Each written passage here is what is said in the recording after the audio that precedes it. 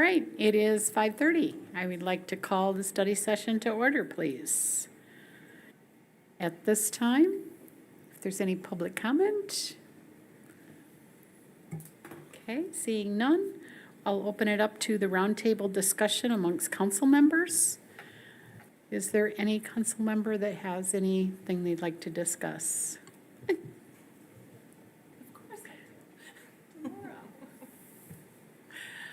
I just have a couple of things. First, I received an email, and I'm not sure if anyone else on council had received that, from Cindy Thiel about the Girl Scout property. You got that too, Bill? I just wanted to bring up, I mentioned to her that I would bring it up just as a roundtable discussion. She is interested in seeing the Girl Scout property developed into a nature preserve. She said she enjoys walking there, et cetera. I just told her, you know, we've talked about this property for quite some time as a housing development opportunity, but I would bring it up. Mention to her maybe to reach out to the Land Conservancy or somewhere to see if that would be something like they would be interested in. But just wanted to bring that up as a resident had reached out to me about that. And then I had another individual reach out to me, a member of the JCs in town, about JC Park. They have been getting quite a few messages and comments about the park being in disrepair, and they are hoping to do a fundraiser to try to raise funds to improve the park area. I know years ago when I was a JC, we had talked about selling pickets. That's one way that they got that Kids Kingdom built in the first place. But there's a lot of confusion because it's named JC Park, and they were so instrumental in developing that area that they still maintain it. So, Doug, have you heard of any like graffiti or broken stuff down there? Heard of a few broken items and we repaired. Okay, okay. So yeah, I just wanted to bring that up. Kaylee may be reaching out to the city. It was Kaylee Gratz that reached out to me to see about partnering for some sort of a fundraising event. And that just leads me back to a comment I had made previously about our marijuana taxes that we receive, and perhaps if we wanted to earmark some of that for park maintenance moving forward. But we've already gotten our budget done for this year, but something to maybe contemplate for next year and years to come, is if we earmark a certain percentage of that tax money we receive for park maintenance. I would be all in favor of that. I know we have another group of residents that's trying to do something at Mahan Park, so I like the city to be a little bit more involved with our park maintenance and not put that on our residents to do. I received that same message from Cindy, and I forwarded it to Joel, who forwarded it to Judy and Paula of the public spaces. In the public spaces, we had been talking about things to do with the Girl Scout property. One of them was nature preserve type thing. The other one was a disc golf, a little bit better than the one that's at the JC Park, and then tied into a nature walk too type thing. So that was all on there. And I gave that information to her. Thanks, Bill. And thanks, Joel, for forwarding that along. I would need to hear from council if you want me to continue to pursue Girl Scout property for residential development, because that's been the direction for the past 5 years, or if you want me to abandon that and start pursuing it as a nature area. That's the direction I need from my 7 bosses. I'd prefer to keep it as a residential pursuit. So would I. We've already have our nature preserve that just took over the large section over in the other section, and we have lots of parks already available, as well as lots of nature walks, because we're mostly all green woods in Allegan County, so I don't see it as a necessary thing, and it just adds on to our maintenance cost. That isn't getting any less for the rest of our parks that we have. I And agree with Peter. with the dam removal, we're gonna have more nature walks along where the dam, all that extra land. So I don't see, to pursue that, I still want to pursue it as residential. I would also be in agreement with that. Continue looking for housing, residential development. And they can happen on parallel paths, but if I was being yanked on one, I just want to know if I'm being yanked on one to not go down at residential still, because, I mean, it's a difficult one to develop. It is a very, I mean, we've had 3 or 4 developers in my 6.5 years here look at that. We had one that hired Naderveld Engineering to develop a plan, for attached condos. I think it was like 54 units, 9 6-unit buildings, and that never got off the, starting point. I know some of the property out there is probably undevelopable, which could be converted into nature preserve. That's more of a walking area if it's not developable because of low-lying or just unsuitable for building, which would be perfect for nature. Maybe a dual path. And just real quick, in regards to the J.C. Park, we do see those posts that occur on Facebook. And I think, the most recent one, Jeff Morey and I met out there, the following Monday. I think it was posted on a Saturday. And we were out there the following Monday. We walked it. The word I would use is tired. And old timber towns, after 20 years, they get tired. Grime builds up on the wood. Paint is missing from where the maiden on the ship was painted. The kids' old handprints that were fingerprinted back in the day is missing. I would offer that Liz Butsky from Beach Paradise and a member of the Eagles Airy, is kicking around ideas. Can they be ones that go in there and, help clean it up? Liz also said she's going to talk to the J.C.s, since she does understand the history of it, and it was the J.C.s that first, initiated that. And the only other thing, and not to really push back on you, Delora, but communities with great parks usually have a great groundswell of support. There's communities around here that are being, they're getting an ice rink because 2 members of the community stepped up with, $1 million. And now they're going to get an outdoor ice rink because of it. The Farmers Market ice rink in South Haven was straight up a community member that said, I want to do this. So I would encourage community members to continue to look for ways to give to their city. And, we aren't turning our backs on it or anything. It's, there's a lot of infrastructure, so. Thank you, Joel, Delora, Bill. Dave, do you have anything you'd like to discuss at roundtable tonight? Not at this time, thanks. Okay. Mike? Peter, do you have anything? Nope. Okay. And I don't either, so we'll move on down to the next item on the agenda, which is the presentation regarding water loss. I'm assuming that is why Doug's here. First of all, I want to just apologize that I was not here at the last council meeting to give an explanation of the water loss company that come in. I wanted to put some more information together before I made a presentation, so again, I apologize. I wasn't there, that Joel had to answer council's questions on that. So did put together a small report, thank you, Parker. Small report on where we're at, what's happening, what we've done so far, just some comparisons to previous years, what we think, our next steps are, and then, if there's any questions for myself, Zach, the water plant manager, is here also, and Sean, our distribution manager. So, questions for myself or either of them, please speak up. And, if there's questions during my short presentation, please, interrupt me and ask a question so we can try and get them answered right away. So, obviously, this has been going on for a while. Water loss, started last year, October, November. We were doing good. Prior to that time, we were 6-8 months that we were in the 11 to 13% water loss range. August, September, we had a couple months that actually dropped below 10%. And then all of a sudden, October, November, December hit, and we're up to 19% and 4.6 million gallons. January, February got worse. March, a little bit better, not sure why. And then April, just, continued the downward spiral, 32%, 8.8 million gallons.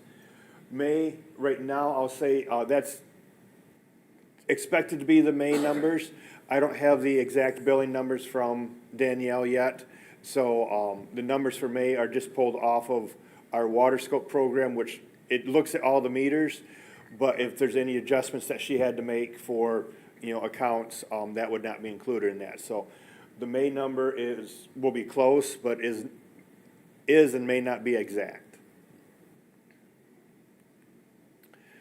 Actions we've taken so far. So at the water plant, we've looked over all of the water meters, on the raw water coming in, the RO meters, the meters going out to distribution. Check to make sure that all their programming is correct, that they're programmed for the correct size pipes. All of that has checked out. We've compared the flow meters, the discharge flow meters. We've tracked the flow through the water plant. So what's pumped out of the well, we can account for going through the RO systems and the iron filters, and that's wasted out to the river, the reject water from the RO systems. And it all adds up to what the raw water is being pumped into the plant. That water that's produced, we know the size of the tanks, it is adding up to filling up the storage tanks on site. And then, the meters going out, we're able to correlate those with the other meters in the plant that, that they're all tracking the same amount of water, that one meter's not off, and, it's not showing. We compared run times. So, and you'll see this in one of the later charts, but the run times for the drinking water treatment process this year to last year. And the run times were substantially more this year than we are last year, which again goes back to substantiate that the flow meters are reading correctly because the run times are more, hence the flows are more. We compared flows to last year, and they're up. Again, what I find, intriguing is that the amount in the water plant is up in production is similar to what our water loss is, indicating that the additional water loss we're seeing is comparable to what the additional water the water plant is putting out. So it is a new leak, or somewhere the water's going somewhere that it hasn't before, because it's being shown that the water plant is pumping more water, and that's close to where the water leak, or close to the same gallons of what the water leak is, or water loss. High and low pressure systems have been compared to a year ago. Initially I thought it was all in the high pressure system, but then as the water loss increased, it shows up in the low pressure system also. So whether it's a loss across both districts, or one, it started in one and now it's in both of them, it's just another item that we have compared. Getting to the distribution system. The distribution crew, they have drove, all of the distribution system. There's several water mains that are cross-country. They go from Hooker Water Tower up to Marshall Street via, across the ditch and back, up to back behind McDonald's there. There's guys that have walked that 2-3 times in the last couple months, looking for leaks surfacing. Different areas going up to the North Water Tower. They've walked that cross-country through the woods, looking for water leaks. Cook Street Drain, they've actually gone through the drain under the road because that's close to one of the water mains, making sure that, the water main isn't cracked underneath there, and it's surfacing in the culvert under the road in Cook Street Drain. We're checking places that aren't normally seen, aren't normally driven, and we're not finding, water leaks surfacing to the ground. We've checked the water towers. Pretty easy to see a water tower leaking, but if it's like dribbling down on the inside of the tower, down the legs, it would not be noticeable unless you're right there observing it. We've checked those. The leak detection company, we had professionals come in, they listened to all the hydrants, all the sections of pipe, You know, my understanding, the only section of pipe they did not do was Brady Street, which was a brand-new water main. So, you know, presumably that's not leaking, that hasn't been leaking for several months because it's brand new. So, you know, they gone over it, they found 2 small leaks. One was actually a fire hydrant that wasn't seated good, it was leaking and going out the weep valve. You know, operator with the leak detection company closed it up and they could see it disappear on the equipment that they were using. The other one was a water service, that was repaired the following week. You know, there was nothing other than that found in that leak detection study. Our crews, they pressure tested the river crossings. We have several under riverbed crossings. They're able to shut valves off on each side, put a pressure gauge on there, and when they shut the valves, they look to see if the pressure gauge decreases pressure. 2 out of the 3 crossings held pressure right straight across. The third one did decrease slightly, but on that one, there are actually 3 businesses on that one. We had informed them, don't use water, but you know, if they have a faucet that drips or something, you're gonna see the pressure gauge tick down a little bit. And after about 15 minutes, it lost about 5 PSI. So that's not the leak we're looking for. You know, if May's numbers are accurate, that's over 200 gallons a minute. So testing a river crossing, a pressure drop would be almost immediately. That'd go from a 70 PSI down to 0 with that much of a leak. You know, we've been replacing water meters. We started July of 2021. You know, part of the hope of replacing water meters was to catch water loss. You know, small trickles that were going through the old meters and not being accounted for. Billing shows that the water meter program is working, because even though our water loss is up and we're losing water, more water than we have, the billing is actually, we're most months since we started the billing or the meter program, we're billing more water than we were a year prior to. So we are catching more water through the new meters. You know, we've been looking at our largest users. Obviously, Perigo's our largest user. Last year, they had a couple of main breaks on their fire suppression system. You know, we talked to them about that. We got information on that. That was prior to these water loss numbers escalating in October. You know, we've actually installed a new meter on their fire suppression system to track what's being used in their fire suppression system. Numbers right now are showing, what, about 6,000 gallons a month? Every time, it's called a jockey pump, it's to maintain it's used to, instead of the big fire booster pump to come on, it's to put out fire. This is just a little 2-inch line, goes to the jockey pump, so it keeps their pressure up. So every so often, the pressure will go down, the jockey pump will kicks on, and what they say, 100 times a Just, Sean, hold on a second. Could I have you step up to the mic, please, because we are recorded, sorry. Thank you. So every time that jockey pump kicks on, since we put the meter on, it's 40 gallons every time it kicks on. And so last week it kicked on, it said 100 times last week. So there's some water there. We still got to put on another meter. They've got another jockey pump out on Industrial Park that we got to get one installed on. But they've got to do some work on their end before we could do that. So, yeah, that was it. So, yeah, so, you know, it's, so, well, as I explained to Sean, and he's like, oh, we're finding our water loss. I'm like, yeah, but that system's been in effect for many years. So yes, we are finding water loss, but we're not finding our new water loss.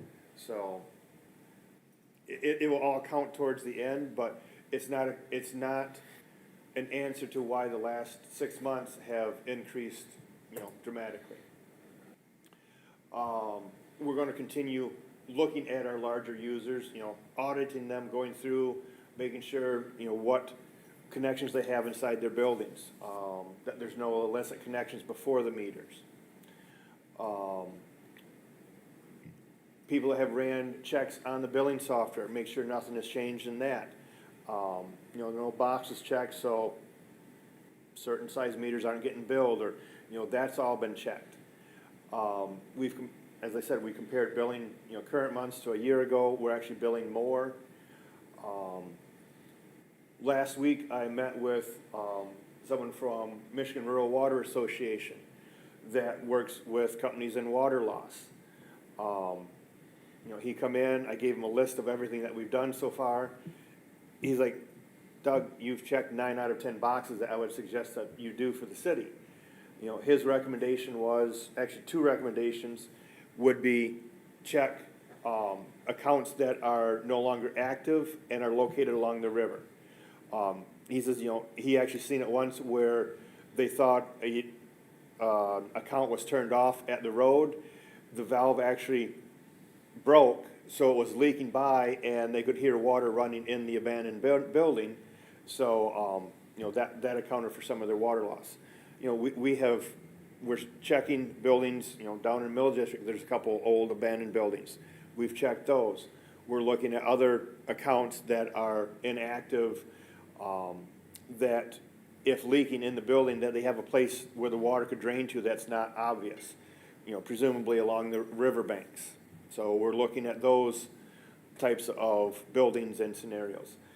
His other recommendation and offer was that probably end of June or into July, he would come back with their leak detection equipment, and he wants to set it up in some of our areas, and he wants to do leak detection overnight.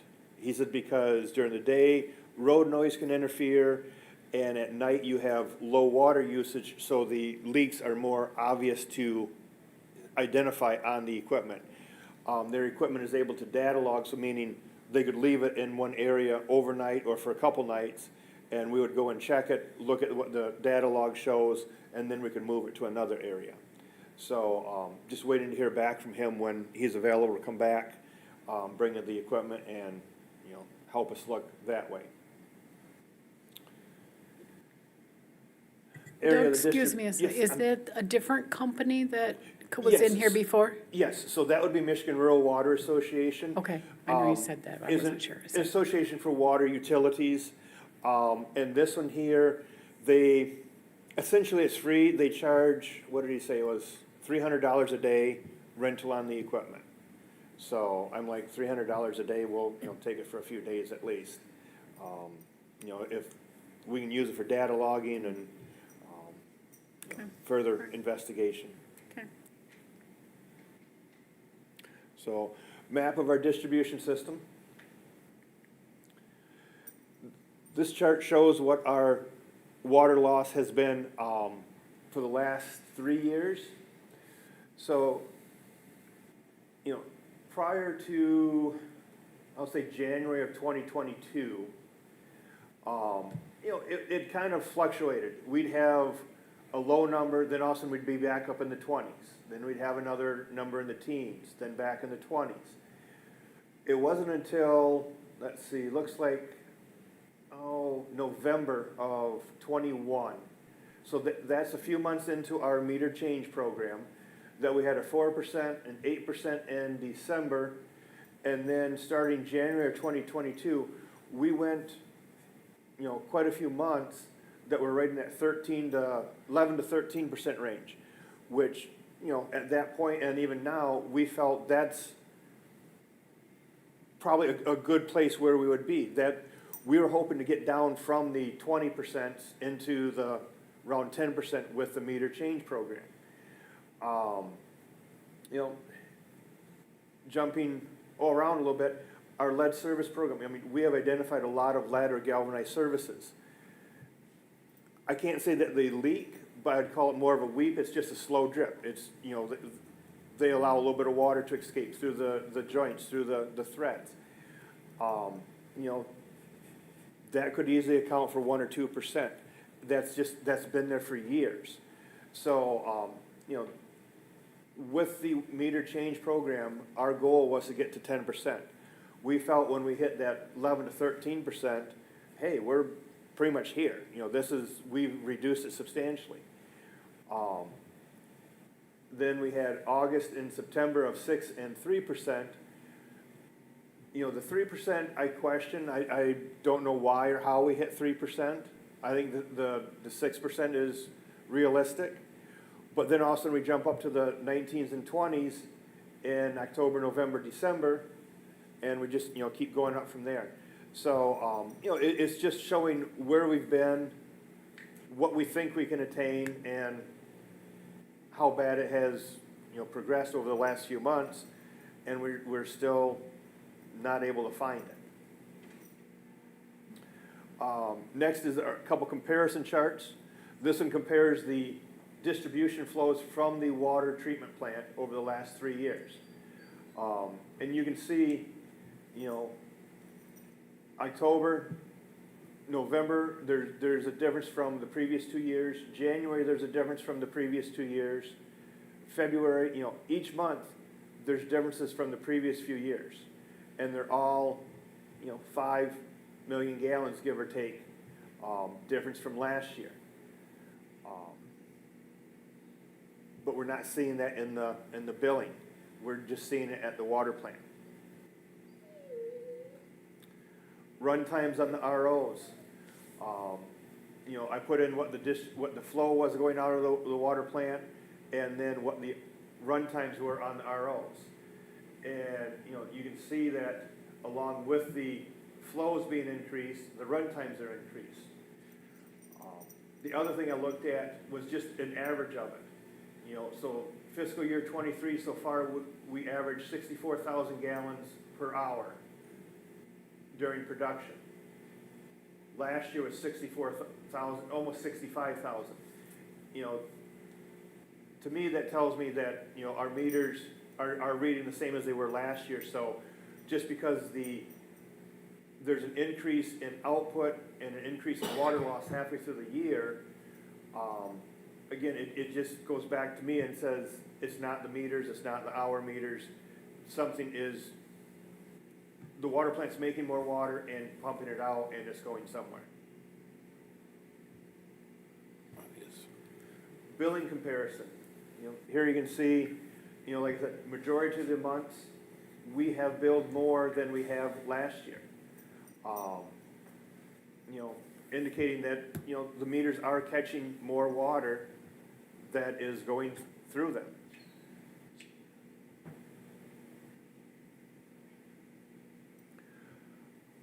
What does the lost water cost the city? So, because we already, you know, we're paying on the water plant, the easiest way to look at the cost is what are the usable items? Usable items are electricity and the chemicals used to treat the water or add into the water. So currently with the water loss that we have seen in fiscal year 23, cost of water is about $618 per million gallons. So the water we've lost so far has cost us $38,000 that we're not, you know, that we're paying to make and not recouping through billing. So not the worst month or worst year in the last 5 years, but right now it's second worst, and we're on track to probably be the worst year that we've had in the last 5. Any questions so far on the data, information? Dave? Do we measure intake from our sewer system? Yes. Yep. So I did not put that on the charts. Well, we have looked at it. The increase in sewer is not seen near as much as what the output of the water plant is seen. The wastewater plant, the flow, it's a little bit harder to track because we have so many other variables. You can just, the inflow and infiltration throughout the system. So if it's a wet month, water flows in through the sewer pipes and increases the flow. Manhole covers, they usually have 3 3/4 inch holes in the top of them. If a street gets flooded and that manhole cover gets underwater, that actually allows a lot of water into the sewer system. You know, it's metered at the plant, but, you know, it's rainwater. with the septage, we know how much septage comes in, that goes into our digester, we decant probably 3/4 of that amount that we receive in septage out of the digester's clear water and back into the treatment plant. So, any given month, if the water plant puts out 20 million gallons, the wastewater plant probably records 22 or 23 million gallons. So I did not put it on the charts just because there are so many different factors that affect the flows on the wastewater plant. I felt it would be more confusing than helpful, looking at it, so. Sure, understood, there's a lot of context for those numbers. Yeah, But, the water side of it is much more straightforward because it's sealed, it's pressurized pipes. What's in the pipes is in the pipes, nothing's getting in. Whereas on the sewer side, the majority of the pipes are gravity. The joints aren't as sealed tight, the manhole covers, there's a lot more ways for water to get into the sewer system. And even at the treatment plant, different flows that we have that come back into and go through our flow meter that record as flow treated, it just skews the number, so. yeah, understood. Has there been an analysis of that and they just didn't include it, or?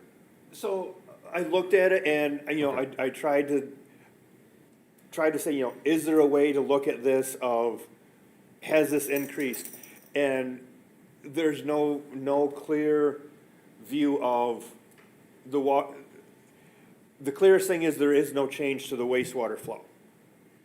Okay, So, to be able to compare a 1 month's water discharge to sewer intake, it's not there, but when you look at each individual month, we're not seeing the increase in sewage as we see the output of the water plant. right, okay, perfect, that's what I was wondering, yeah. Also, the one exception being, I believe it was the month of April, which was a very wet month, we treated, I don't know, it was millions of gallons more at the wastewater plant than the water plant put out. But again, it's like, oh wait, that's a wet month, we had rain a lot in April. Yeah, So, there's always a difference, but you've seen a greater difference with this loss, Yes, the yeah. output, okay. Thank you. all right, moving on, so what actions we're continuing to take and planning to take, in the next few weeks. Obviously, continue monitoring water loss, that's ongoing. Auditing the largest users, we've gone through Payroll. Now we're gonna start looking at the other users, the school system, the county jail, that's a large user.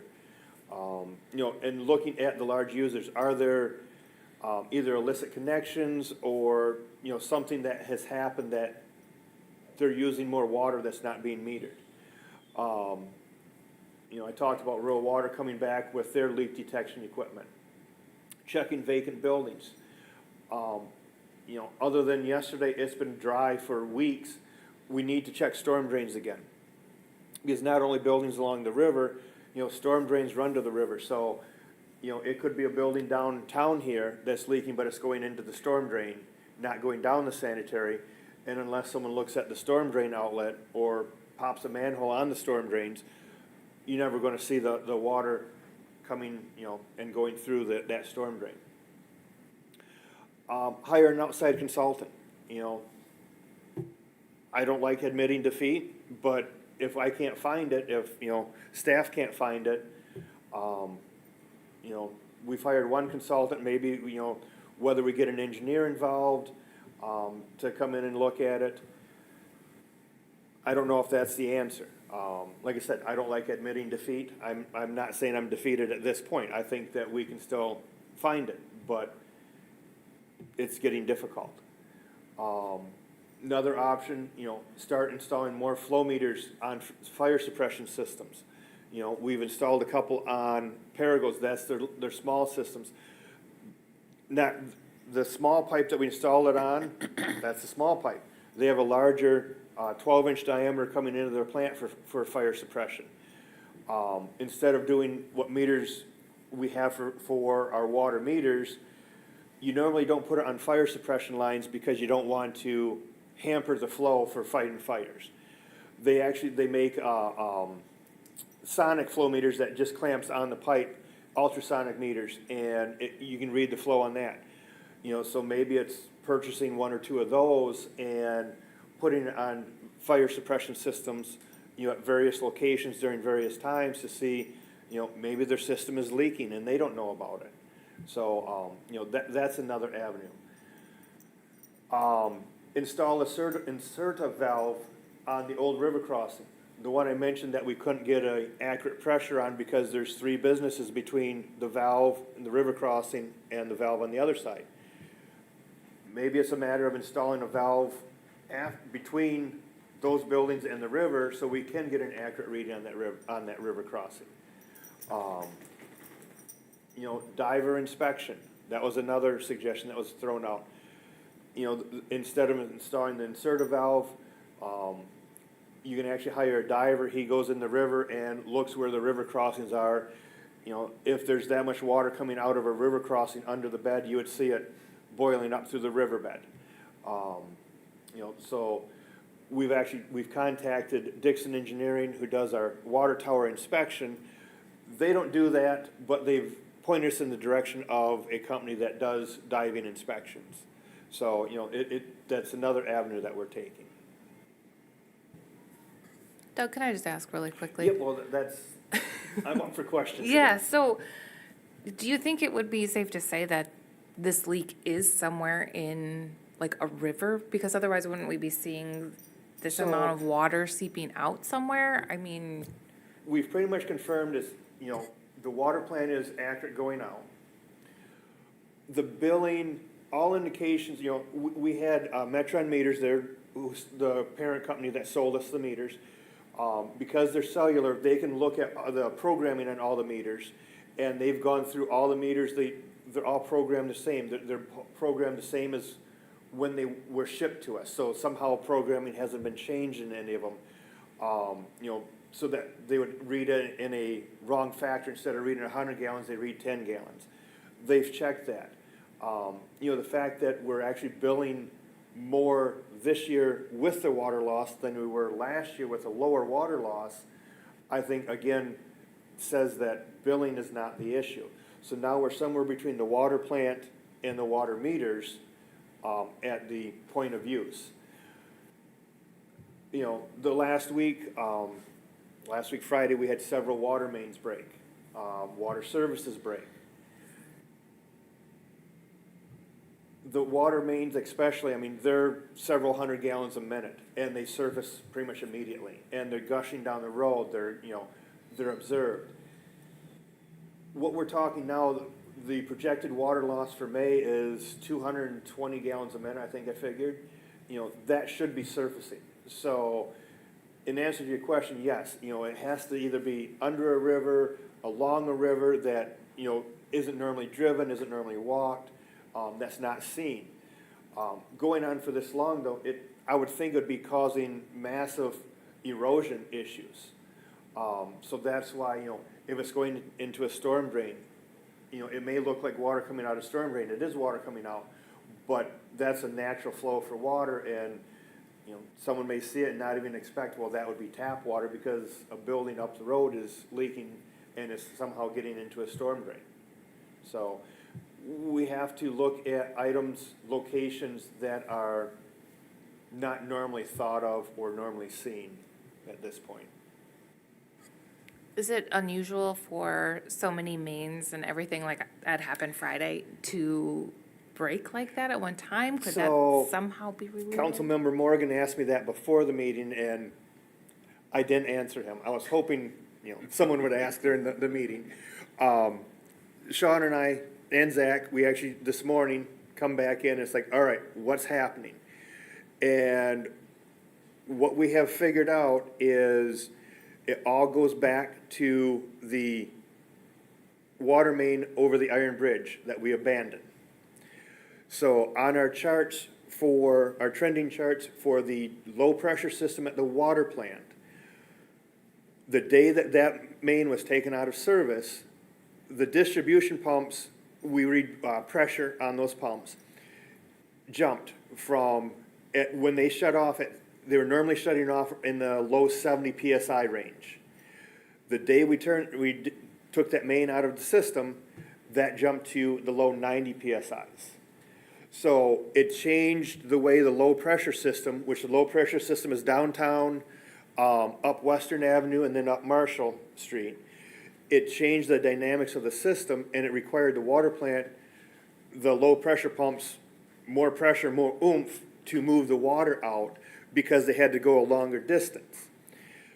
Last week, Friday, Millbacher's was going to do a tie-in of a new water main and old water main right by the Griswold Library driveway on Hubbard Street there.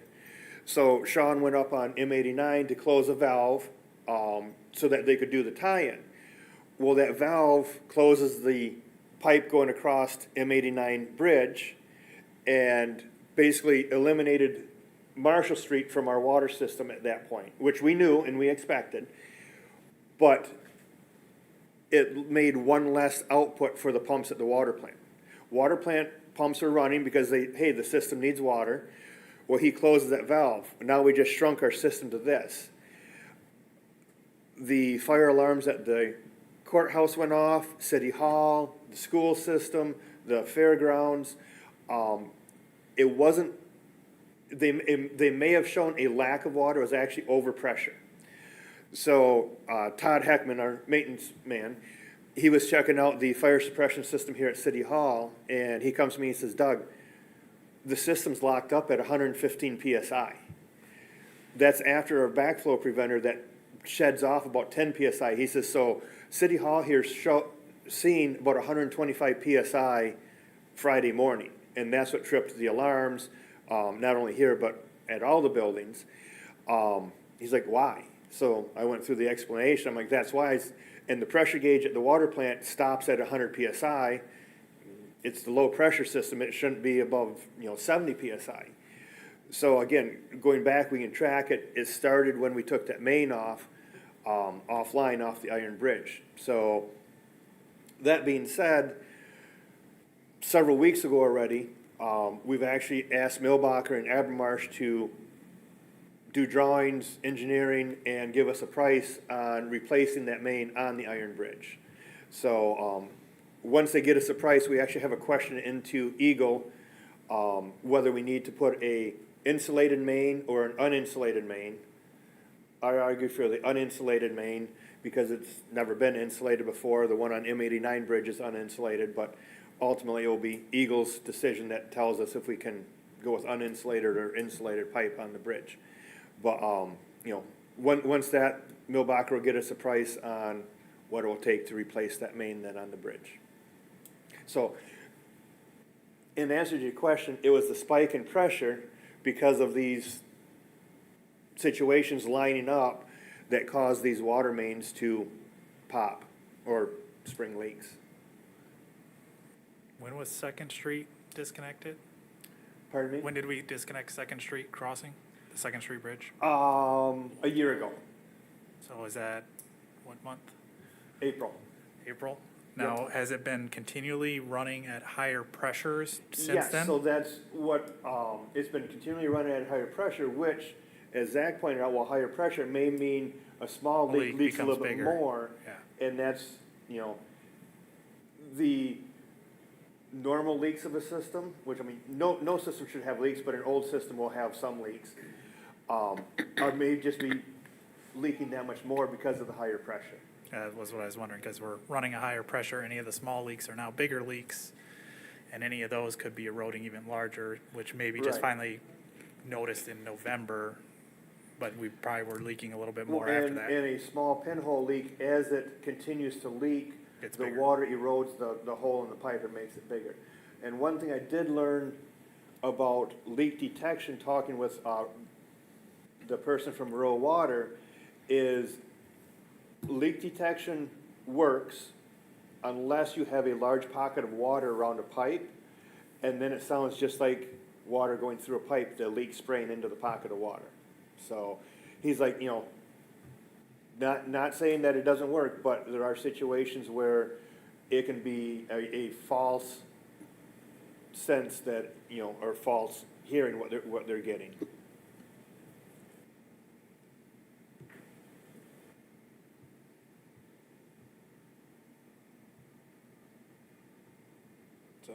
And, please feel free, whether it's tonight or, email me if you have other questions, or, hey, did you try this, or look at this, or what about this, We are open to pretty much any and every suggestion. Well, I know that this is frustrating for me and probably all of council that this hasn't been found, but, and I know it's even more frustrating for the department, but you guys have done so much. You have really, really tried to find this leak, so I can't fault the department at all for, it's, Yeah, I'm hopefully just, something's gonna turn up, but I know you guys are doing the best that you can to figure this out, and I appreciate that and all the work that you've put in, and hopefully something turns. Right, I mean, and every month when we do the water loss numbers, it's like, well, maybe next month will change, because, in the past, we would have a 27% water loss, and then the next month it'd be down to 14. Then we'd have 20 and 18, and, it jumped around so much. When we had that, several months of that 11 to 13, it's like, hey, this is close enough to be a trend right here. And now we have a trend in the wrong direction. So, and yes, you are very correct. It is very frustrating, and question for you, Doug. Does the new water meters have any pressure monitoring? no, they do not. What spots do we monitor our distribution for pressure? Just at the water plant, but we do have a couple of fire hydrant data logging pressure meters that we can put on around the system also. Okay, so, because if we're spiking up above 100 PSI at the fire here, and of course, the difference in height's also affected based on the low Right, pressure. I figured, I'll say downtown, City Hall, the courthouse is very similar to what pressures we would see at discharge at the water plant. But as you go up, on top of Western, or up Marshall Street, you're gonna see, a little bit less as elevation increases. Okay. And that the high pressures are only while the distribution pumps are running. Once they shut off, it goes back to a pressure that's generated by the elevations of the tanks, which is normal. And that's been consistent, throughout the years. What has changed is the discharge pressure while the pumps are running. Because it's got less paths to get to Yeah. the Yep. towers, okay. So Doug, originally you thought maybe the leak was Eastern Avenue to River or somewhere. Has So- that all kind of changed? Oops. I didn't throw in the, high pressure and low pressure. Since October, when the large water losses started, the high pressure has consistently had more water pumped to it than last year. So I still feel that there is a large water loss in the high pressure system, which would be Eastern Avenue, and basically that side of the river, the east side of the river, would be the high pressure district. When the water loss jumped in January, that's when the low pressure started showing more of an increase from a year ago in pumpage. So I'm not, at this point, I would say, I think there's leakage in both districts, both areas. I think it started in the high pressure, but now there's, because of the pumping, high pressures, the couple leaks that we've had in the water mains, because of this the last week, there could easily be another one that is going to a drainage ditch, a creek, that we're not seeing on the low pressure side. So, again, it's just a matter of getting out and walking the mains, looking for anything. It's been dry out, so now we just gotta get time away from fixing the existing leaks that we know about to look for the unknown leaks. Doug, have you guys checked the new grow up in the industrial park? That marijuana grow? I would just, okay, I would say, they So- would probably be a high consumer of water if maybe, Not really.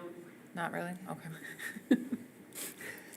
Not really, because they recirculate their water, Okay. so they're not very, I was just wondering, 'cause I know that that was probably about just a the little time bit that they less were. than a little bit more than a residential house. That's Well, good it. for them. Yeah. They said they were gonna be ecologically sound. I have a question. What happened up on the north side of the warehouse of Payroll? That was a fire suppression leak. Their fire suppression main, fire suppressions are not metered, the large ones, broke. They have a diesel booster pump that kicked on. As soon as that kicked on, they got alarms and they were able to go up there and shut it down, shut the valve that fed water to that main and repair it. So, I mean, there was some water loss there, but it did not appear to be, ongoing, and, it might have ran for an hour or two, but once they knew about it, they got it shut down right away. Okay.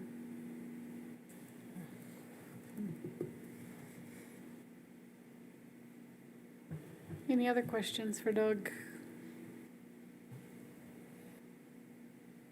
Okay, All thank you, right. Doug. Well, thank you for listening to me, and as I said, any questions or comments, ideas, please send them to me. Yep. Thank you, Sean and Zach as well.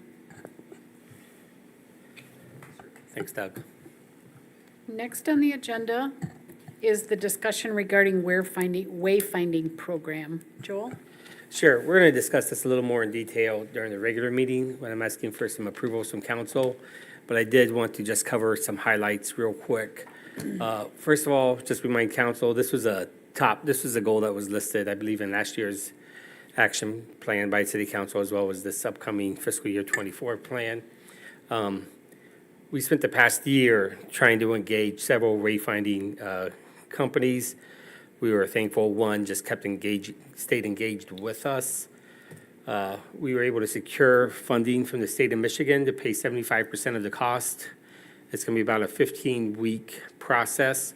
As part of this process, we need to create a small, flexible staff or committee that can respond, in a timely fashion to inquiries from the consultant. Talking with staff here, we would recommend that we have 2 council members, 1 member from the DDA, and 1 member from the Public Spaces Commission. If you approve the program during the regular meeting, we plan to start immediately. Any questions right now?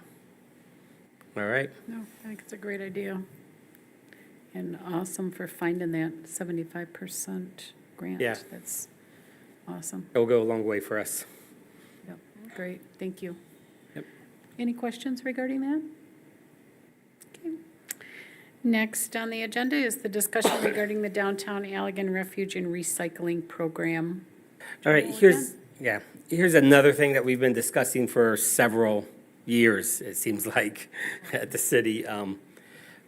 We were cleaning out the downstairs a couple months ago, and Parker stumbled on some old foam boards back in 2017. Yeah, our first year working together here, when we had a community visioning session over at the old Griswold, and top things that people want to see changed or what they don't like about downtown. Garbage was like the top one, and people had pictures of all the dumpsters on the sidewalks and stuff like that. So this has been probably the past 6 years we've been trying to wrap our head around this one. So where we're landing right now is a downtown refuse and recycling program. What we envision is we're going to have 6 dumpster enclosures spread throughout the downtown. The 6 dumpster enclosures will have a trash dumpster and a recycling dumpster for paper and for cardboard. So this will benefit, some of our large retail users where the packages come in cardboard, as well as the restaurants. What we envision is that each property in the downtown will pay a $7.05 ready-to-serve fee. And then depending on the land use, you will pay $4.50 per each land use, where the land uses are scaled. So heavy users, such as restaurants or some of our bigger box stores, will pay more than the lower users, such as offices.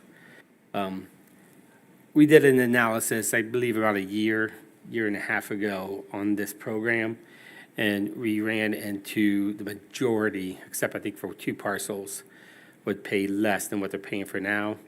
Now, this does not take into consideration the handful of offices that just take their trash home or take their trash to another business they own. Since that time, we've not struggled, but we've went out to get bids for the trash collection service. We only have a few that service the Allegan area, Republic Services and Aero Waste, and Best Way. We didn't hear from Best Way at all. Aero Waste said this is too big of a program for them to consider to come to the City of Allegan 3 times a week. And Republic submitted a program for us, or an estimate for us. And as you can see up there, we had them update it most recently, and it's $36,000 and some change per year for them to do this. We also, during this time, tried to secure estimates for the dumpster enclosures. So we did an RFP. Nobody responded to the RFP. We then reached out to a fencing company, West Michigan Fencing. They did not respond to us, and then we found a fencing company in Grand Rapids. They came down, gave us an estimate that was just very, very high, in my opinion, and was kind of deflating. Then we talked about that the city had a dumpster recently constructed behind the Griswold. And so we reached out to the individual that constructed that dumpster, and he submitted a bid to do 5 of them at $24,000. Now, there is a little discrepancy. When he submitted his bid, we were looking at 5, but since then, we're back up to 6. And we're going to spend some time talking about those 6 real quickly. I do want to point out that the person that we've talked to, the contractor, is Bob Galloway, who is the mayor's husband. Part of this program would be like a design-build program, like what we did with the Riverfront restrooms, where we work with the contractor to design them and build them, to our specifications in the field. We will partner with the contractor doing some of the work, some of the machinery to remove some of the curbing that we have to do, and specifically next to the Regent Theater, to make this project a reality. We are landing at 6 again due to the increased need and desire by businesses along the riverfront and Hubbard. They really would like to have a dumpster in that general location by the transformer near the splash pad. We have it sketched out in our minds as well as on paper here and there on how that would fit in that general area. With us doing work on the sewer main and the water main in that general area, and we're ripping up the road and that, or the parking area down there. Now would be the time to really be able for us to get in there and, place that dumpster in that location. So we feel there's a way to do this. Republic says that would be the easiest location for them to be able to come down with the truck, lift up the dumpsters, and then, do a UE, not a U, but go through the cul-de-sac and then come back up the street. So I want to share with council that we are looking at placing it there just as it satisfies the needs of the business. And then the other one will be located behind the stage, which satisfies the growth that's happening down there. I'm not sure how many council members are down on Saturday before Bridge Fest got started. But just the activities we've noticed on Friday nights that we do, we just have more people downtown on the Friday nights and the weekends, and they generate trash. And so we do need to have these things strategically located. Any questions about this program? I have a question, like we had talked about, I believe it was DDA, about having it picked up 3 times a week. Can that be increased if need be? It may be in the summertime when we do have our activities, we may need it more than 3 times a week. So the dumpsters probably, we can reach out to Republic and verify if they could increase them. I view this as kind of, we're going to be learning as we go through this. 3 times a week, we think is ample time for the dumpsters as we need. The pedestrian trash cans that are also part of this process is where we might need to pick those up more than 3 times a week. And, staff might have to be out there, we're going to get new trash cans as part of the downtown streetscape project. We're going to get new recycling, or not new, we're going to get recycling as part of the downtown streetscape. We don't have it right now. So we're going to be, getting into that, kind of work during the week, probably. But we'll have to check with Republic if we said, hey, we need to come down for a 4th time, is that in their capacity? Right. I mean, when we went out to bid, only one said this, they were big enough to handle a project like this, so. But that's something we can look into. Okay. And all businesses are mandated to be a part of this program? So what we are looking at is all businesses would be mandated. I have all businesses would be mandated. We are working with the attorney. There are a handful of property owners that are able to store their stuff on their own property. Schaendorf is a big user, but they can store all their stuff on their own property. Pergo Outlet Store can get it all on their own property. It's never out at the curb. So I struggle a little bit on forcing them to come in when they can provide it on their own property. And that's what we're in discussion right now with the city attorney. All right, thank you, Joel. Yep, Dave. Will this be treated like an enterprise fund? Yeah, Dave, this will be treated as a separate enterprise fund. It will be if what you're asking is, we'll track it separately, so the revenue will go to cover just the expenses within this, lane. We will bill, the bill would be on your utility bill. So there's 2 ways we're looking at doing the billing process for this. We will send out the user fee notice, is what I'm calling it right now, to the property owners probably in October. They will have the ability to appeal. If staff says, you're a restaurant on the 1st floor and 2 apartments on the 2nd, they say, well, time out, we haven't been a restaurant for a year and a half. We're just an accounting office now. We could, it would allow them to appeal that stuff, and then we would go into, we would adjust it at that time. But yeah, this would be an enterprise fund. So money that's generated, even if it's surplus of the expenses, that'll all stay in that? It stays in this. So we can't take money from here to go plant flowers in J.C. Park. Correct. And you're gonna want to generate, future maintenance costs through this process, because enclosures are gonna get damaged. Trash cans are gonna get damaged, et cetera. So yeah, this would be an enterprise fund. Another question that was asked, I believe, at the DDA meeting, have you checked out like an annual price? If some business wanted to pay the annual fee? Yeah, so what we have developed is an annual fee. And so if they want to pay that all at once at the beginning, they. So it's no difference? It's no just this- different, okay, yeah. Okay, all right, But some businesses also said they'd prefer to have it just as a monthly fee. okay. So we're trying to be as accommodating as possible with all the businesses. I know it was well received at the DDA meeting, so. We're just with that, I agree. It was received well at the DDA. They would like to start this in January. Yep. We've had, when did we do that business, that open house? It was like a year ago, right? So we did do one open house. If council's okay with this direction, one reason I put it on the agenda tonight, we're gonna now have to, not email, but mail every property owner and say, this is coming down the pipeline. We're gonna have another neighborhood meeting and, kind of track responses, because everyone's been very positive to this point. I'm not expecting everyone to be positive through, because there are a handful, and we've already heard from 2 business owners who said, I don't generate trash, period. And we're like, we understand that you may not generate trash, but you are a destination and you bring people in this downtown, and there's this collective whole that, we need to be aware of. This does go to fund the pedestrian ones as well. So this is an overall program we're looking at. What about businesses, a property owner, and then a business is different from the property owner?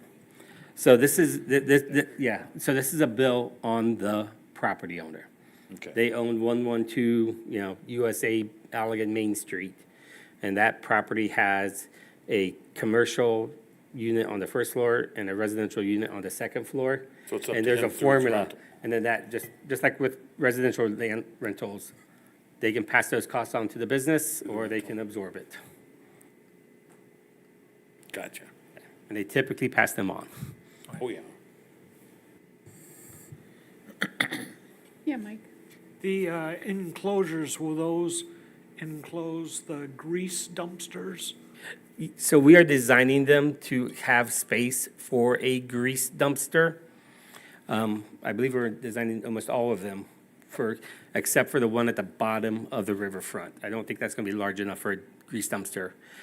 However, it is gonna be on the individual restaurants to set those up. Shaindorf does a good job. They have their outdoor grease dumpster inside their enclosure. I was never really thrilled with Bubba's being right there on the sidewalk of Water Street. Or On the Grid / Our Family Cafe did back there. Or what Sherwood's or Tilt / Iron Bridge does. So yeah, we like to try to clean this up.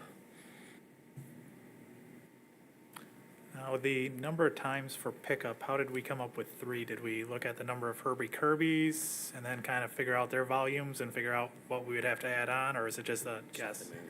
Yeah, no, so currently, for example, the dumpster here behind the Region Theater in City Hall gets picked up twice a week, and it's not enough. It's, Yeah, but Overflowing. that's one thing I'm saying. Did we Right. look at, just to go out and say, how many Herbie Kirby's are in town here and private dumpsters that aren't gonna be in use, and you'd be able to look at the volume of those, look at the volume of the dumpster and go, well, how many dumpster pickups would we need? The 6 dumpsters is more what I'm looking at, because I think 3 is probably gonna be overkill for some of those. Depending on the size of the dumpster, I don't yeah. know what size. We we're really looking just went based on the pickup of dumpsters. We didn't include anything from the Herbie Kirby's. But I mean, Joel and I just counted how many, we've done this in the past, but Joel and I just did it a couple of weeks ago, and there are over 30 Herbie Kirby's just on the riverfront. The dumpster behind Country House Furniture, of which they're the sole user, I think gets picked up twice a week. And so we'll be adding more users to that dumpster. The one behind or across the street from Mugshots, I think is just a once a week pickup. Yeah. So when we start this program, are we gonna go out and kind of monitor how Very full much these so. are before they get picked up, so that we get a good idea to adjust so that we make it optimal? Correct, yeah, so I would offer, the 3 was, we got a lot of the information just from this, even though this is 1/6 of the dumpsters when it's all said and done. We went with 3 to make sure that pickup was happening often enough. And if we notice after 6 months that, these dumpsters are 50% full when they're being picked up for the 3rd time, maybe we can adjust and, reduce that. The introduction of a cardboard pickup might be very, very beneficial where the refuse isn't being as full as often as the other ones.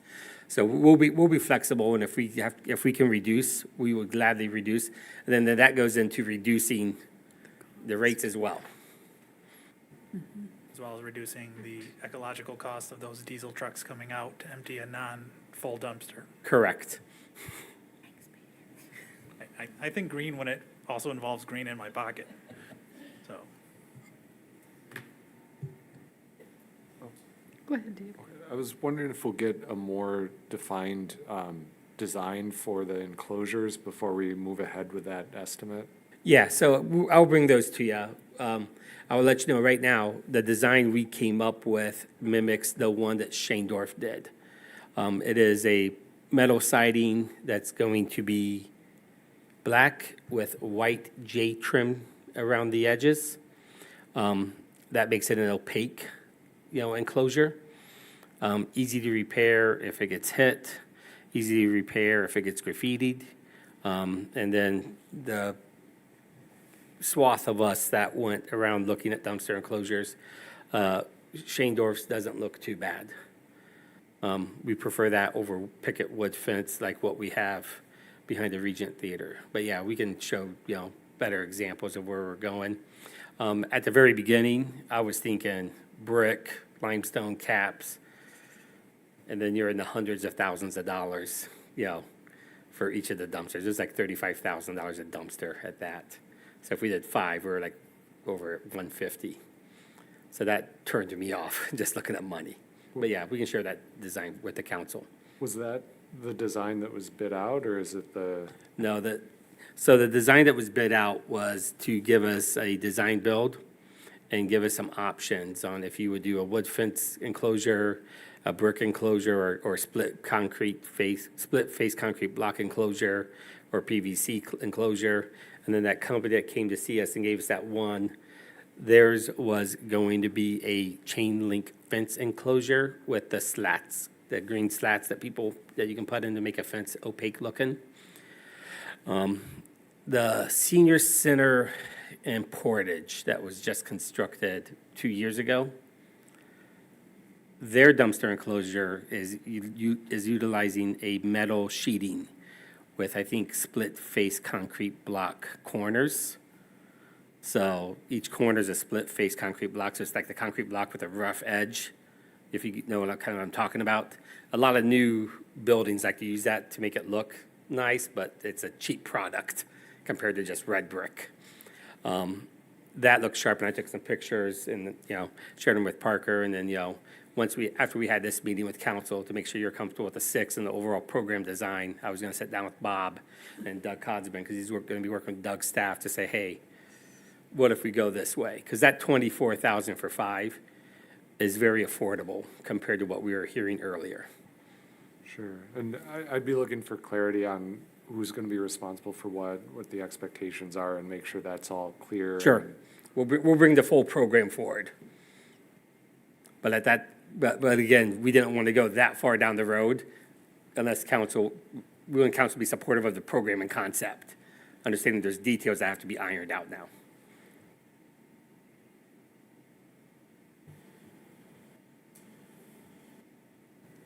Any more questions? All right. Moving on to the next item on the agenda is discussion regarding scheduling a council tour of the City of Allegan. I'm going to handle this one real quick. Thank you, Michaela, for putting the report together.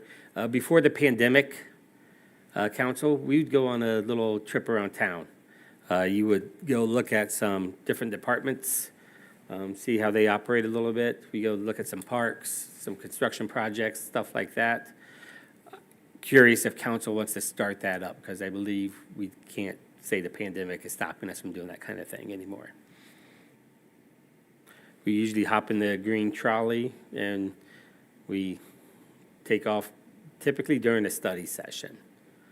So if council is okay with that, I'd like to try to get something on the schedule to do that. All right. Michaela will be sending something out to get something set up for us. Good. Thank you. Next is the review of the downtown infrastructure and streetscape project update report. All right, that was in the packet. It's a format that you guys agreed to. If you're out and about, you can kind of see the work that's going on. Brady Street and all of Hubbard is torn up. We've discussed the acquisition of tables, chairs, benches, and bicycle racks. We've agreed on tables, chairs, benches, and bicycle racks with the DDA and the public spaces. We're going to be taking it to them again at their next meeting this Wednesday with a quote, and then they'll be bringing it forth to council at your next meeting for action on that. The bicycle racks, we've worked with the students at the tech center, as I mentioned before. Parker and I got our first glance of their designs 2 weeks ago. Wow, those kids are talented designers. They're creative. They came up with some amazing, unique designs, printed them in 3D models. They're now in my office. We're going to share them with public spaces and DDA this week, and then I'll share them with you, at the next meeting. If you want to see me, you can come into my office. I have an open door. We're really excited about working with them on this next year. when they're back in school. So we're going to have 7 or 8, total spread throughout the downtown. Each rack is going to be different. Each rack is going to be more or less unique to Allegan and our history and who we are. So I really view us doing something of, the bicycle racks of Allegan and making a documentary and putting it on Netflix, and people driving in all over the Midwest to tour, going on a walking tour. Yep. I'm just giving Parker another job to do. So, no, they've done a really good job with that. The streetlights, as I mentioned in the report, consumers, as they were going through the engineering, they shared with us that they have a lead time of 52 weeks, which made me make a decision that we have to go in a different direction, because we can't have streetlights, we can't have streets without streetlights for 52 weeks. So in my report, I mentioned we are looking at a different supplier with like a 10-week lead time, similar lamp post. So we're gonna go with the Washington full cutoff. This was almost exactly similar to what Consumers was designing. Cost? We're waiting for the cost to come in. I was told the cost will be similar, but until I see the cost come in, we're waiting for that cost to come in from the electric. Hopefully we'll have that tomorrow morning during our staff meeting with the contractor, but So then these will be our own maintenance, then they won't be, yeah, there'll be, just like our current ones we have right now, there'll be our maintenance and our own meter. The other thing with Consumers that wasn't shared with staff early on was that the Consumers one had individual photocells. So each light had its own photocell and would just come on or go off individually. There's some pros to that, there's some cons to that. The ones we're gonna get are gonna be on, their own 3 different circuits, so they all come on at once, and then in the morning they all go off at once onto 3 different circuits. So it's a lot more controlled. And when I reached out to other cities and other city managers, overwhelmingly, they said do your own downtown streetlights if you're going to do pedestrian streetlights. So curbs and sidewalks and asphalt is going to be installed in Brady in the east end of Hubbard next month. Just to remind council, is the wearing course of asphalt. So it's the first layer. So you will still have raised manholes and raised curbs. That the second layer of asphalt is all going to be installed at one time at the end of the project later this fall. West Hubbard Water Services and the Riverfront is going to be worked on this next month. And staff plans on ordering the tables and chairs from Landscape Forums and moving that forward. Unplanned things, we're still discussing the idea of removable bollards. And I'm not sure why I keep using the word discussing. We've told them we want removable bollards at the entrances to the riverfront. And we're just waiting for the design to come back so we know what that looks like. And then we are looking at a similar, lantern post, as I mentioned earlier, a post top lantern that Consumers is offering. So any questions on this? Yeah, the lights. When we finally choose the lights, can we finally take care of lighting this parking lot?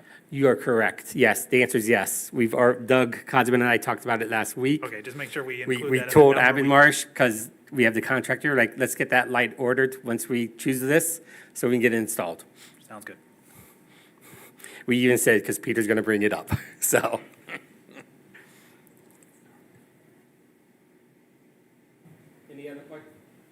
Any other questions? So far, everything's going smooth out there. There's little hiccups. Staff, and by staff, I mean those in the audience and Parker, are working extremely diligently and hard, and things do come up. Water leaks do sprout during construction projects. Sewer line gets laid, that is where a storm sewer is gonna go, and they have to go meet in the field and, figure out the solution. So they have minor headaches, but nothing major yet has come in where we've gotten really sick to our stomach on it. and I have to comment that some of the business, I've talked to a couple of the business owners, and they are impressed how the water gets turned off. Hardly, they don't even know it, and it's fixed and back on. So they are very happy with what's going on downtown, so for the most part, it's very positive. Thank you. I've also heard that and have shared that multiple times at both our contractor and our own city staff. Might I just ask? Sure, go ahead. Parker, how's the passport program going? Oh, It's going well. You know, folks who are participating in the program have until October 31st to turn it in, so we haven't had any completed passports come back, but they are moving and people are picking them up from City Hall, so.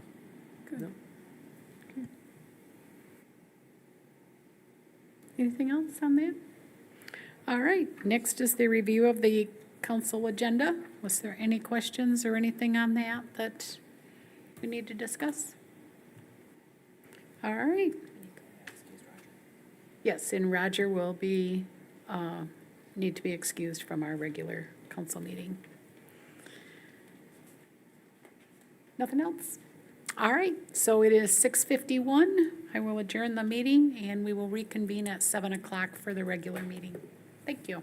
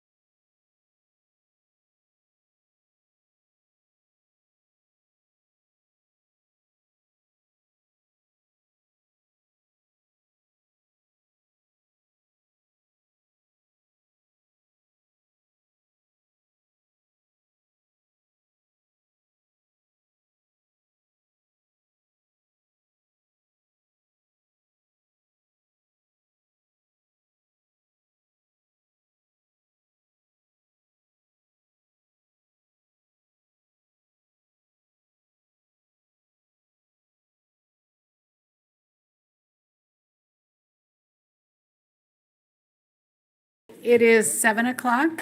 I would like to call the regular meeting to order, please. At this time, Michaela, would you like to do a roll call, please? Sure. Councilmember Zeter, I am here. Councilmember Hanse, Present? Councilmember Andrus, Here. Councilmember Redding, Here. Councilmember Morgan, Here. Mayor Pro Tem Byrd, and Mayor Galloway. Here. You have a quorum. Thank you. I move to excuse Mayor Pro Tem Byrd. Second it? It has been moved and supported. All in favor, please signal by saying aye. Aye. All opposed, same sign. Motion carries.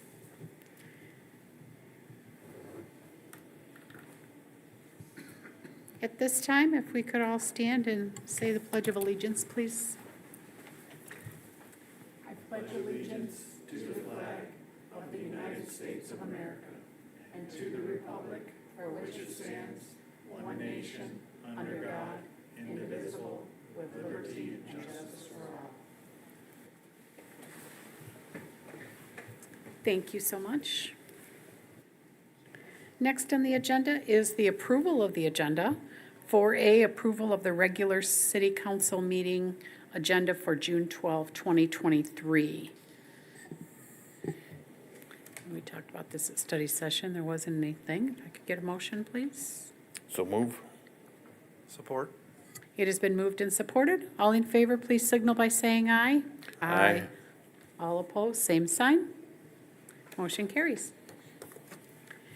Next, number 5, approval of minutes. 5A, approval of the study session minutes from May 22nd, 2023 council meeting.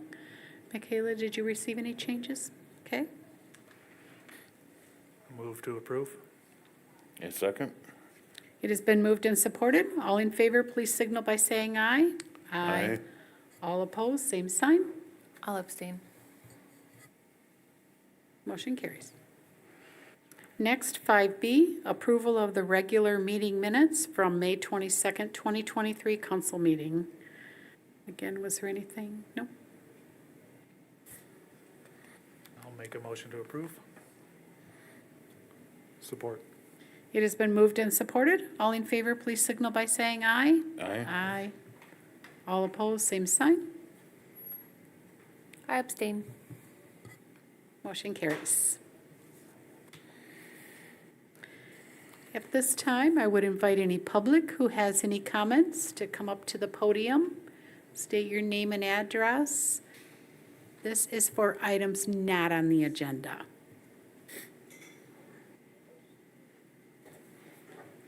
Is there still a sheet up there to sign, Michaela? Okay, so just state your name and address and. Yes, we are Kim and Zeb Flora on 136 and 130 Park Avenue. We've been trying for the last couple years to get in touch with somebody, neither here nor there. We're paying 2 water bills, and we plan on staying there for like ever. And we have 7 people in our house, 5 kids, and our water bill's already like $140, $130 a month. And we're paying a second water bill on 130 because we bought the lot next door 2 years ago. And so we're paying like $170 a month for water for a property that we're never gonna use water on. They want us to pay $15,000 to have it shut off. $7,500 for the septic and $7,500 for the water. We've already been paying for 2 years, over 2 years.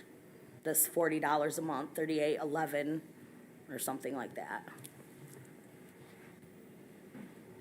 Okay.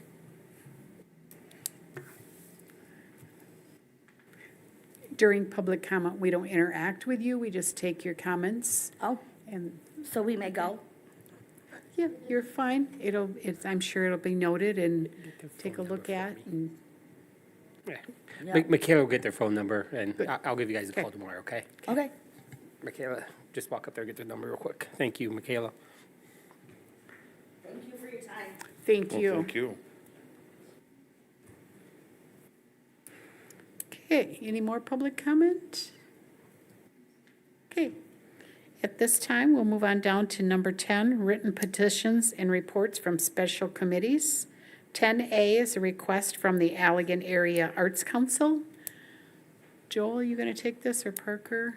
I see Judy's in the audience. I'm going to invite Ms. McCall to the podium. Just no singing and dancing. Right. I didn't bring my background music, so I can't go ahead with that. I would just like to say that we had our art camp in the lower level of the Griswold last year.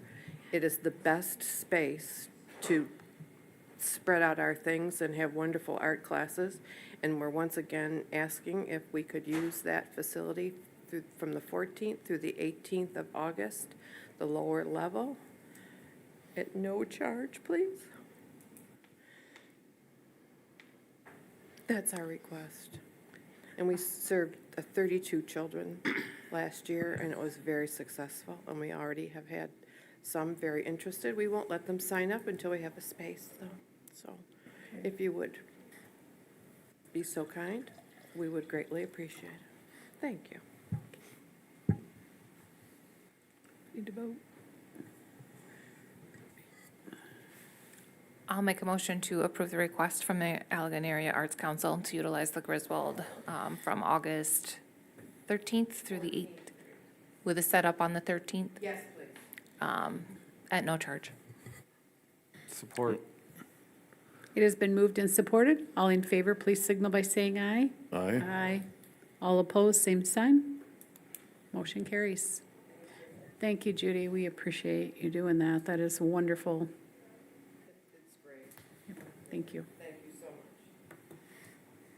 And if I could just add really quickly, typically we do just ask for a shout out as a sponsor for the event. Yes. Thank you. And we have, all the parents and grandparents are invited to the last day, and we make a big deal of the fact that we're using the city facility. We had over 100 people there last year. Awesome, thank you. Thank you, Delora. Next on the agenda, 11 is reports from boards, commissions, and city offices. 11A is the city board commissions and area agencies. 11A1, the airport advisory board June meeting. Peter, you going to take this, please? Yeah, I'll take this. We had our meeting and we discussed the turf runway abandonment, which is coming up on tonight's meeting. Discussed a bit about it again, seeing if, I think we directed to see if there's any way to ever restore it back to operation if we were to get the trees removed on the credit union's property, but it would really depend on that and what that would actually entitle, because we've talked, I think Joel and Doug had talked with MDOT about what the process is for abandonment. We kind of just want to know what's the process if you want to bring it back. But we're in support of abandoning it at this time because it restricts our license to not a full license, which restricts our funds to state and federal funds. So, And when you say turf, is that what they're calling the grass runway? yeah, the that turf or goes- the grass runway, Okay. yep. So it's a Okay. cross runway that a lot of people don't realize is there. You'll see it by the yellow cones that are along, that's marking that turf runway. So there was some discussion about that. We had some discussion about a car show, park and fly-in. Mike Jones of Allegan Taxi came in to talk about that. We discussed with him all the different things that happen at different fly-ins, but we kind of gave him the suggestion that, to keep it simple, because the timeline on it that he was looking at was fairly short, and that we could work with him, and we would put out an email to all the people that have hangars to see if we could get somebody in to, in essence, be the half that takes care of the airplane half of, helping and making sure that we properly mark out where people should and shouldn't go, try to get the announcements out to, if they want to fly in. So we'll have to see how that's coming along. It's kind of a short order, and it can take a while to plan one where you can get things like warbird flyers and things like that. That's usually a 6 months, a year type of planning, and I think he was looking for into July. So we're like, well, it would probably be more of a social fly-in with a car show, and maybe talk with the Lions about maybe a pancake breakfast, because a lot of the pilots like coming in extra early because of the calm skies. So when we'd have the pancake breakfast, they really liked having that there. It was kind of why they have them, but we are canceling our July meeting because it landed, I believe it landed on like the Jubilee, or Hangar leases are still fully occupied, and there were some discussions of an alternative to AWAS. AWAS is a weather system, and there's been on our capital improvement plan for a while to have an AWAS system, and we're looking at Speaks Weather. It's a different system. It's not an AWAS, but it allows the pilots to key up their mic and get the current weather conditions at the airport, which comes in handy because currently the current weather conditions at our airport are relying on Tulip City. So whatever the skies are doing in Tulip City is what they have to assume kind of is in Allegan, which doesn't help for understanding if it's ILS, instrument rated weather, you know, if the clouds are too low or if it's visible. And it's really nice to have that type of weather system that they can check in advance of flights or while in flight to know if they can use our runways. But the looking at the alternative, I said what we're looking is maintenance cost over time, because the maintenance cost won't be able to be taken out of federal funds and state funds. So we're looking, if you went with this system at this cost that the city would have to pay for compared to going AWAS, what is the cost over time to understand the full cost of having that systems there. So other than that, that was about all of the meeting. Okay, thank you, Peter. Next on the agenda is 11A2, the Historic District Commission June meeting. Mike, you gonna take this? Yeah. We had a meeting, we had a quorum, and we had an application from Heron Mark, and they wanted to do some stuff to the front of their building, blackwash the brick and change the above the roof line and the shingle color, and that got approved. I believe we have a couple applicants tonight to approve. We had several ladies come and we discussed the future, so. The future, meaning, Out in the past is not what we're worried about, it's the future.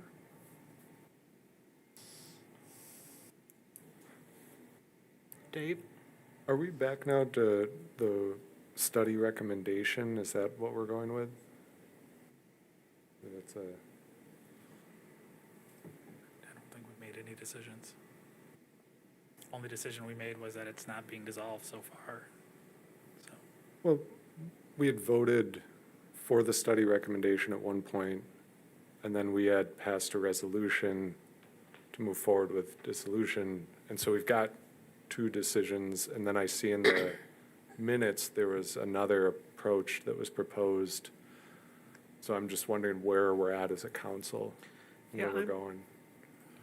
I'm not sure as a council where we're at, but we're gonna keep moving forward and try and tweak how we do stuff and. so what we voted on during the last meeting was to not dissolve, like Peter said, not dissolve the historic district. So they are moving forward, but in the minutes, I see there's discussion on the next steps for the historic district, which involves Joel making, being informed the commission that the city council voted 3-3, and that they're gonna take some steps on how to further their process of applications. So, Joel, would you like to Yeah, I give mean, us some insight on that, please? Just real quick, the HDC minutes, under number 6, the commission agreed to move forward with the following tasks. Staff is instructed to enforce the current ordinance, period. Beginning at the next meeting, the commission will start the review of each property in the city's historic districts and determine whether they are still contributing properties to their respective historic district, period. And then the third bullet point is the commission will work with the State Historic Preservation Office to determine the best process forward, including only requiring contributing buildings to go through the full review process by possibly resizing the districts, period. I would say that's where the HDC is moving forward. So we have 2 people that are being appointed tonight possibly, and then we'll have a full quorum we'll have a full membership, not a full quorum, I apologize, a full membership after tonight. And this is what the HDC directed during that meeting. I mean, they said this is where we want to go. And then they listed 4 properties that, staff needs to go look at because they believe they're violating the current historic district ordinance. And staff went out, did our investigation, and letters are being sent out.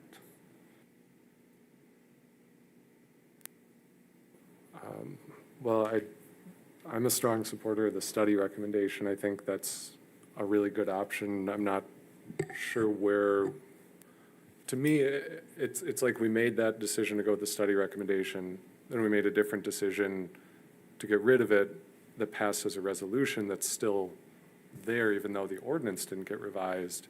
And now there's a different approach. One thing I heard throughout the study was that modern materials are something that Allegan is open to. I would hope we would at least explore that. I would hope the study would inform part of that process moving forward. I think what I'm reading, that's kind of what I see in those recommendations that they're going forward with is properly sizing the district, removing non-contributing buildings, so the only ones that would have to do full would be contributing structures. So I'm fine with that direction because that's kind of where I've been most of the time if we're gonna keep a district to, because there is high, medium, and low, so there's different preservation based on level, and that's kind of allowing those modern materials at those lower preservation, so I'm fine with what they are looking at doing here. I'm in support of it. And I don't really think at this point, and let me know if I'm wrong, but I really don't think at this point they're asking us for any direction. I mean, they're telling us this is the direction they want to go because we told them go at it, basically, when we failed to disband them. So that's the direction they're going. And I think all those direction that they're going right there are all within our ordinance and within the state And that's all they historic, got to do right now. is I do mean, a new survey. Yeah. Nope. So.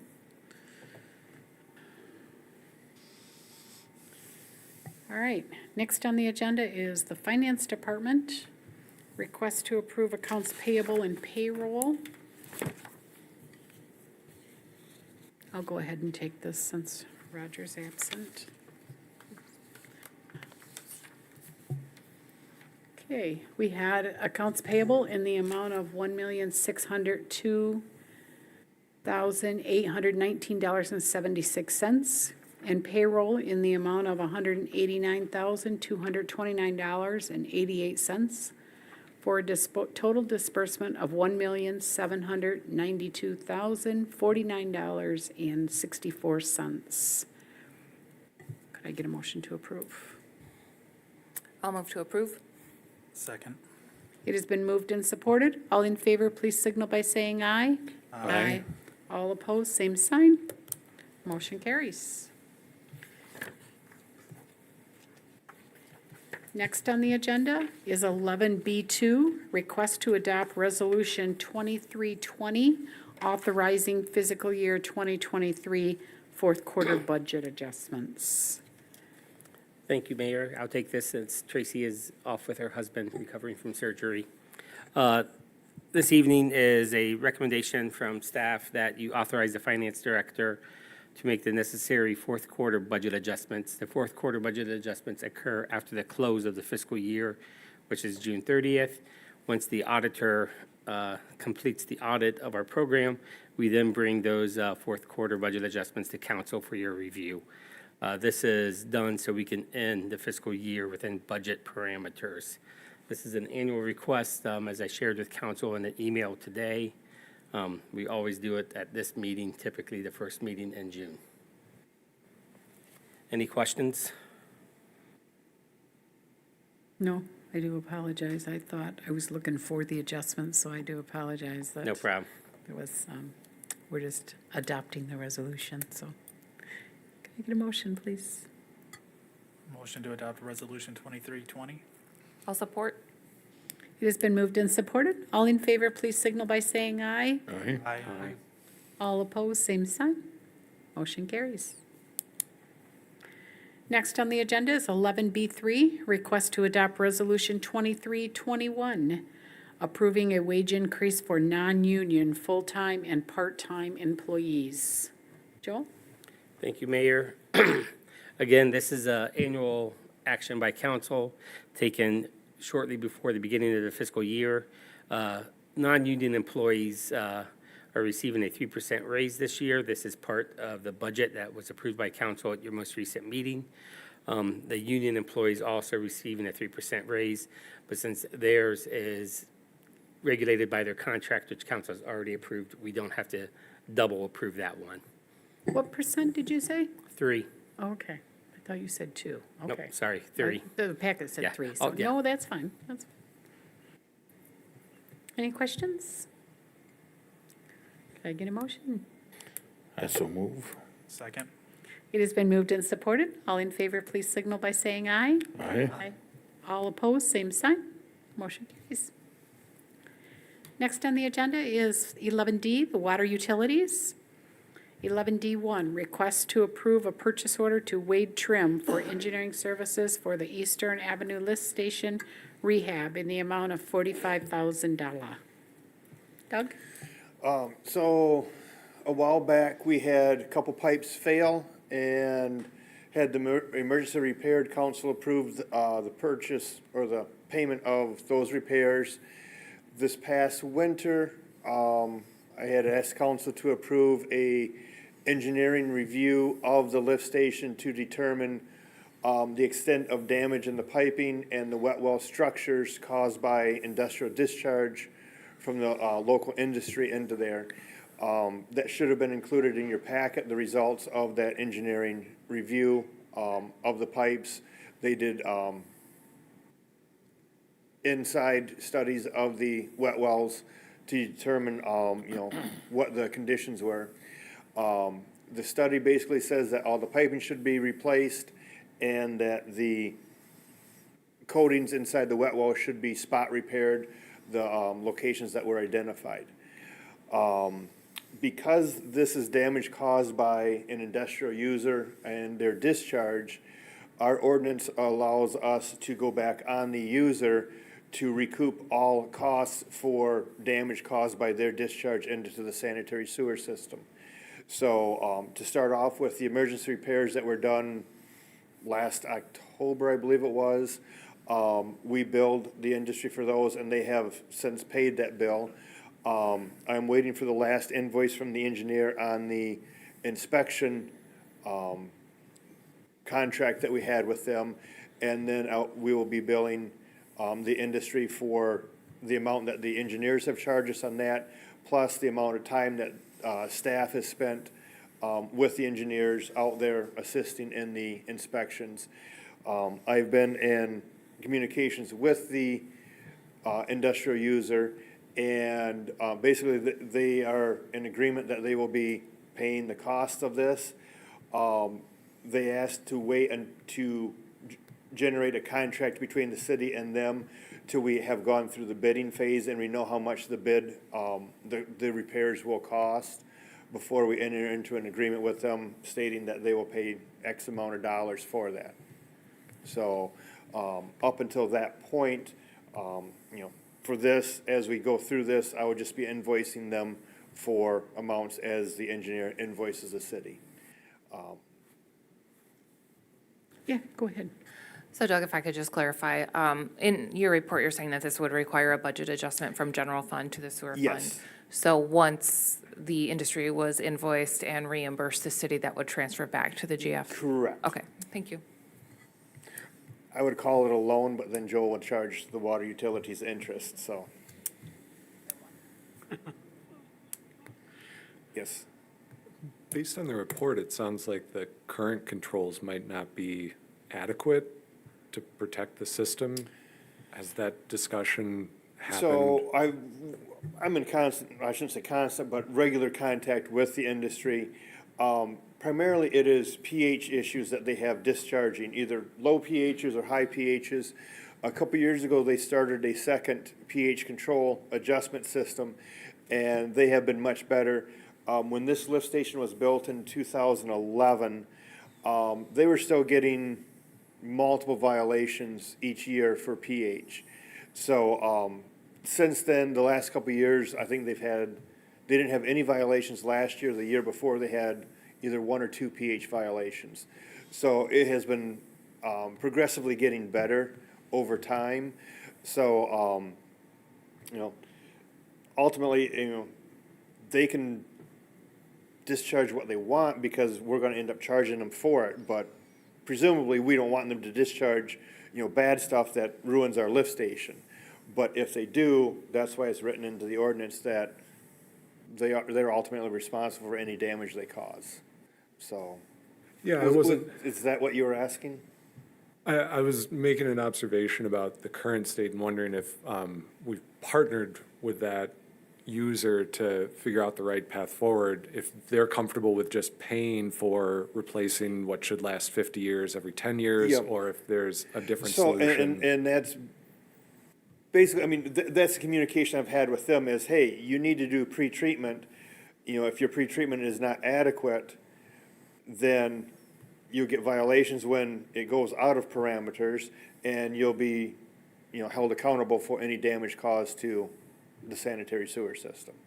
So, And then the other question would be, is this the only damage that we've assigned to that? Or could there be damage in other parts of the sewer? so it's hard to go beyond the lift station. The lift station is pretty obvious. It's our newest lift station that was built, 2011. When I first started talking with them about the damage, they're like, well, there's other, the apartments out on Hooker Road all come through this lift station also. I'm like, I have 13 other lift stations that are residential, commercial, and industrial, and some of them are over 40 years old, and the pipe hasn't rotted out yet. This one's 11 years old, and the pipe is rotting out. You're the only one on this one and not on the other ones. So it's pretty much you. And they have pretty much agreed to that it is their responsibility, is their discharge that is the cause of this. Good. I appreciate you having that conversation and not just sending them an invoice for. Yeah, no, I'm in full communication with them, and, I've sent them copies of what the engineering proposals are and what the results of the study were. I'm like, here's what the results of the study were, because, if we're holding them accountable for it, they need to know what they're being held accountable for. Exactly, yeah, that So- transparency, I think so is yes. great. Okay, thank you. And yes, as Councilmember Andrus pointed out, it is a fund transfer to pay for this from general fund to it, and then once Perigo is invoiced, it will be reimbursed back to general fund.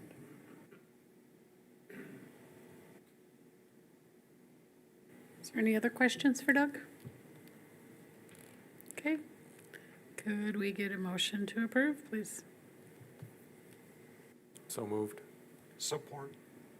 It has been moved and supported. All in favor, please signal by saying aye. Aye. All opposed, same sign. Motion carries. Thank you. Thank you, Doug. Public Works, number 11E1, request to approve abandoning the turf runway at Padgham Field Airport. Thank you. Doug? As we heard earlier, the airport board passed a motion to recommend the city council abandon that turf runway. The main reasons are for the 8 trees marked by the green spots that interfere with the approach angle. What John Van Dynen from Prein Newhof and I looked at, different options, could we slide the runway south and still stay on the airport parcel?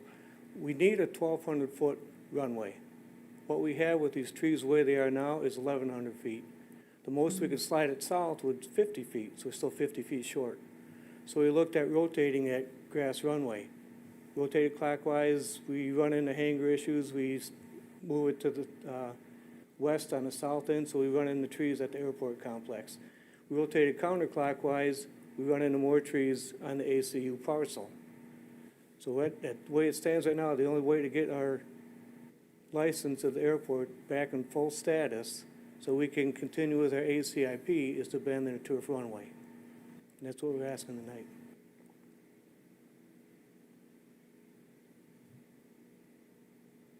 Okay, thank you, Doug. Is there any questions for Doug? Does it get used, Doug? Pardon me? Does that turf runway get used? Seldom. Once a year? I, Once every 12 years? Andy What? Millen, the chair of the board, he contacted the tenants out there and see if they use it. 9 out of the 34 different tenants said yes, they do. Nobody ever said how often. I know that there's one tail dragger that lands out there. He has a hangar out there, Mr. Guilfoyle. But he says he can land possibly in another spot. But we don't have an easement on this parcel. And trees on the bid tab we got last fall to do the tree removal on the other end ranged anywhere from 1,000 to 4,500 per tree. So we don't have the easement. That would take time. We don't have right now any money budgeted for the tree removal. So that would push us off into another fiscal year, which would delay our capital improvement program. And one item on the ACIP is engineering and taxiway for an expanded hangar, a new hangar.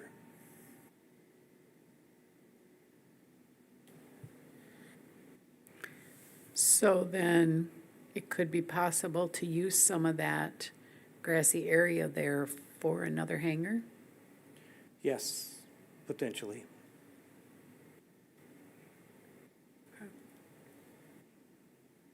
Any other questions for Doug? Can we get a motion, please? I'll move to approve abandoning the turf runway at Padgham Field. Support? It has been moved and supported. All in favor, please signal by saying aye. Aye. All opposed, same sign. Motion carries. 11E2, request to approve Prein Newhof for engineering services related to abandoning the Padgham Field turf runway and authorize a budget amendment in the amount of $7,000 for these services. What Prein Newhof would do would be to update the existing airport layout plan, ALP. There's a number of pages that would need updating on that. They just basically wipe out any reference of the turf runway, to take off the cones, and then they would plot some potential hangar locations on that turf runway. And what the city can do in the meantime is we can go ahead and take some minor actions to close that runway while we're waiting on MDOT to approve that official closure. And then we just go through the proper steps of reporting that, correct? That, Yep. okay. Any questions? Okay, can we get a motion, please? I move. Second. It has been moved and supported. All in favor, please signal by saying aye. Aye. Aye. All opposed, same sign. Motion carries. Thank you. 11E3, request to approve an easement with Michigan Gas Utilities for the Riverfront Park. Thank you, Doug. Yeah, before council tonight is an easement that's been provided by Michigan Gas Utilities. They plan on installing a new gas main along the Riverfront Park. We are doing that as part of construction, or it's going to be done as the construction occurs on the riverfront in the next couple months. For them to do that work, they have to have an easement. Since we are the sole owner of the parcels down there, this is us granting them that easement.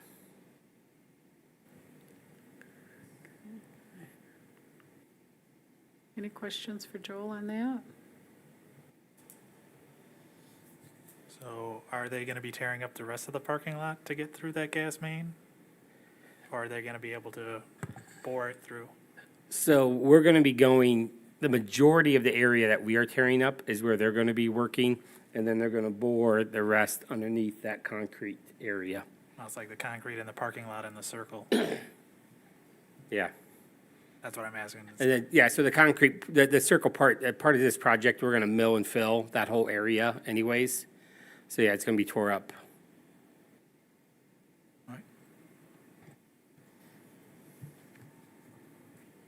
Any more questions? Could I get a motion, please?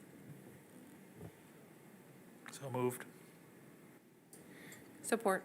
It's been moved and supported. All in favor, please signal by saying aye. Aye. Aye. All opposed, same sign. Motion carries. 11E4, request to adopt Resolution 2322, approving a grant application to the Michigan Department of Natural Resources for the Spark program. Joel, please. So last year, city council closed the Trestle Trail Bridge, which is at the northern part of J.C. Park. It crosses the Kalamazoo River. Since that time, we've had conversations with the ORV group and our county commissioner, Scott Beltman, who was here earlier, but had to leave for another meeting, about how can we do some fundraising, secure some funding to replace that bridge with a 12-foot wide, 70-foot long clear span bridge. Scott really has, done a lot of the heavy lifting, and, his relationships with our new representative in the state house, and with the DNR, we have been encouraged to apply for a Spark grant through the DNR, through the state of Michigan DNR. The Spark grant has us giving a match of $300,000. We've secured letters of support from both of our state representatives, the local ORV group, a local trails group, and the state trails group as well. So this is just the resolution to submit the grant. It's a very competitive grant. As with all of our other kind of grants, Avid Marsh has taken the lead on putting the grant together and submitting it on our behalf. The $1.3 million estimate is an estimate that Avid Marsh has developed based off our conversations last year with Milbacher on what it would cost to remove that bridge and then install a new clear span bridge. If we do get the grant, Scott has said that his organizations that he's connected to is willing to do some of the fundraising to raise some of that local match for us. It's good to have partners like that at the county level. Is there any questions on this? Okay, could we get a motion, please? So moved. Support. It has been moved and supported. All in favor, please signal by saying aye. Aye. All opposed, same sign. Motion carries. 11E5, request to adopt Resolution 2323, approving a grant application to the Michigan Department of Transportation. So this is for the Department of, I almost said Education, Department of Transportation through MDOT, a TEDFB grant. It's a similar grant we got last year for our work on Hubbard and Ely and Jenner. This is a grant that will focus on not reconstructing, but resurfacing Chestnut Street, Weeks Street, and Padgham Street. The total match for us would be $190,390. The state would be putting in the other half. Any questions on this one?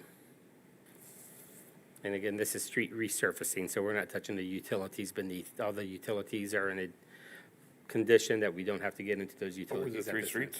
3 streets. Chestnut Street, so Chestnut goes from Monroe all the way to Hubbard. Weeks Street, which is off Grand, and Padgham Street, which is off Eastern, or Padgham Drive. Thank you. Eastern Avenue. Off Eastern Avenue. Off Eastern Avenue. Have all lead service connections, there's none under there, those streets? So that's not part of our current plan. I'm just saying, So Week Street has been done just recently by the contractor, and Padgham Drive was checked. Padgham Drive actually has newer water and sewer placed in there in the early 80s. So it was copper from the road to the curb stop, and the contractor replaced from the curb stop into the house. Chestnut here, that one we feel that it's just a mill and fill. Once, I'll say towards the end of the lead service program, in another 15 years or so, the few services that are on Chestnut will end up having to be replaced. Those are to the hair salon, the pregnancy center, the Eagles, and to City Hall here.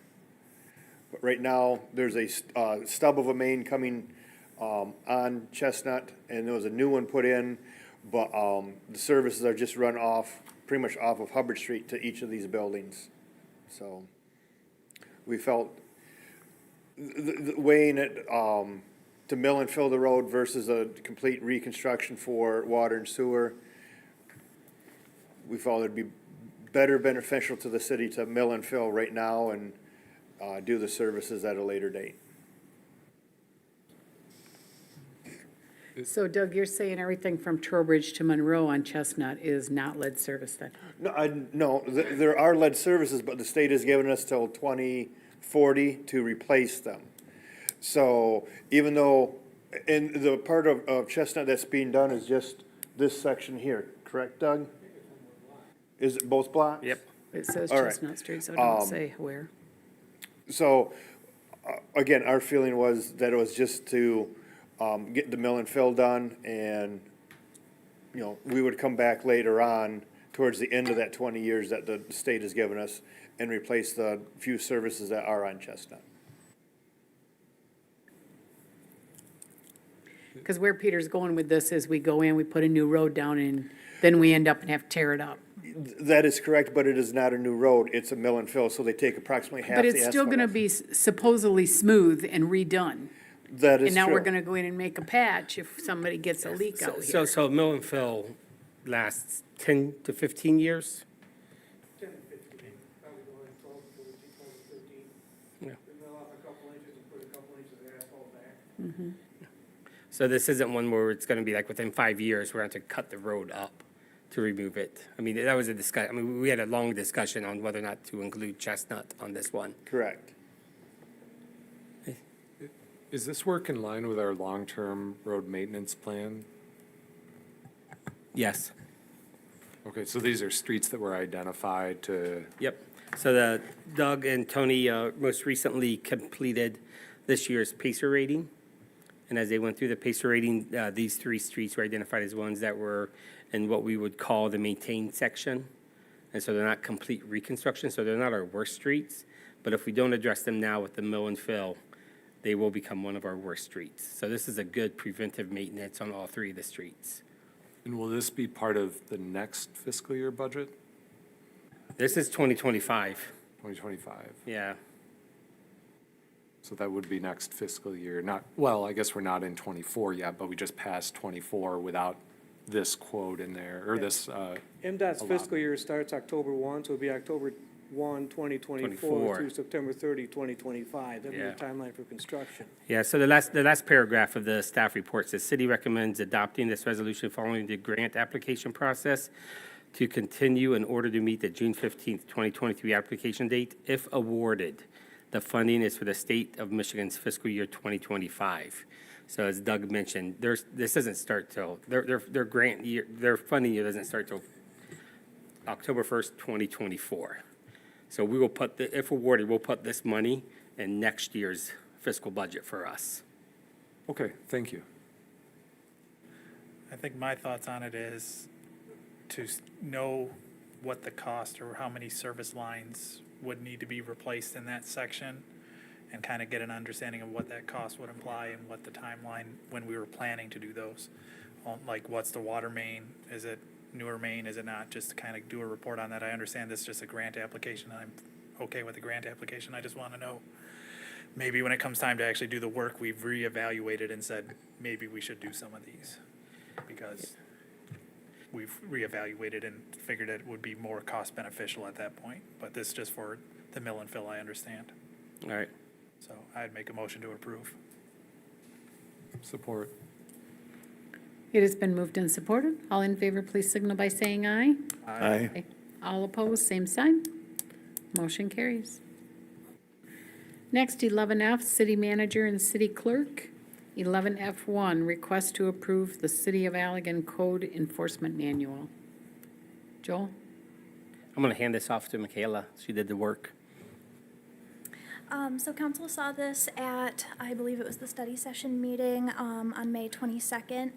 And at that time, I think there was a minor change needed to just adjust the wording in one part. I also received an email today from Councilmember Redding about an inconsistency in one section of the manual. It says that residents get 48 hours to mow after receiving a long grass notice. And then in another section, it says they have 72 hours. Looking at the ordinance, they do get 48 hours. So I've made a note to go ahead and change that. So the issue occurs on page 4 of the manual if you wanted to reference it. So that change will be factored into the final manual if council decides to approve it tonight. Thank you for that explanation. That's perfect.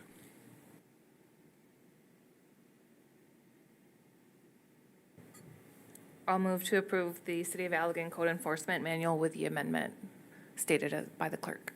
Second. It has been moved and supported. All in favor, please signal by saying aye. Aye. All opposed, same sign. Motion carries. Thank you, Michaela. 11F2, excuse me. Request to accept the MEDC Redevelopment Communities Technical Assistance Grant in the amount of $27,750 to help fund a wayfinding assessment and systematic plan. Joel? Thank you, Mayor. As I stated during the study session, a goal for council for the past 2 years was to create a comprehensive wayfinding signage plan for the City of Allegan. Over the past year, staff has been talking to firms and looking for funding sources to make this a reality. Working with the Michigan Economic Development Corporation, we have secured a 75-25 grant where the state pays 75% of a cost and the city pays 25% of a cost to do this kind of work. The state has asked us to submit a quote to them from a qualified firm. We submitted a quote to them from Guide Studio. They responded that they were willing to pay 75% of that cost, which is $27,750. Tonight, we're asking you to accept that grant, and then staff will sign it and send it in to the state, and we can start working on this project with that funding.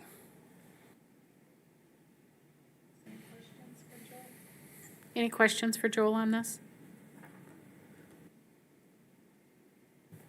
Okay, could I get a motion, please? I'll make the motion to accept the grant. I'll support. It has been moved and supported. All in favor, please signal by saying aye. Aye. All opposed, same sign. Motion carries. 11F3, request to approve PO number in the amount of $37,000 for Guide Studios Incorporated to develop a wayfinding assessment and systematic plan for the City of Allegan. Thank you, Mayor. To move this project forward, we now need to enter into a contract with Guide Studio by approving the purchase order in the amount of $37,000. As stated in the report, they have a process where they engage the community, they do the assessment, and they do the sign program design. So this will get us to a completed document where we will then be able to go out to sign companies and then work with the sign companies to manufacture the signs and install the signs. This is a similar process that I've done in another community, and it has worked out well in that community. The two screens, or two pictures on the screens behind you, are the final product of what they did in Sandusky, Ohio, I believe. And if you don't know about Sandusky, it is home to Cedar Point. And when you read about them, their main thing they wanted to start with is we are more than roller coasters, because everyone views them as roller coasters. So they do a very, very in-depth and comprehensive job of engaging the community and what really makes up the community's DNA and fabric. Do they, what do I want to say? update this as changes needed, or would that be a whole nother That- process, Joel? Would So, Like a business goes out and we get a new dance studio, I don't know. yeah, so what we're gonna focus on are major destinations. So how do you get to the sports complex, the Griswold, the Regent, the downtown, the hospital, the school, the Performing Arts Center, the Okay. county fairgrounds?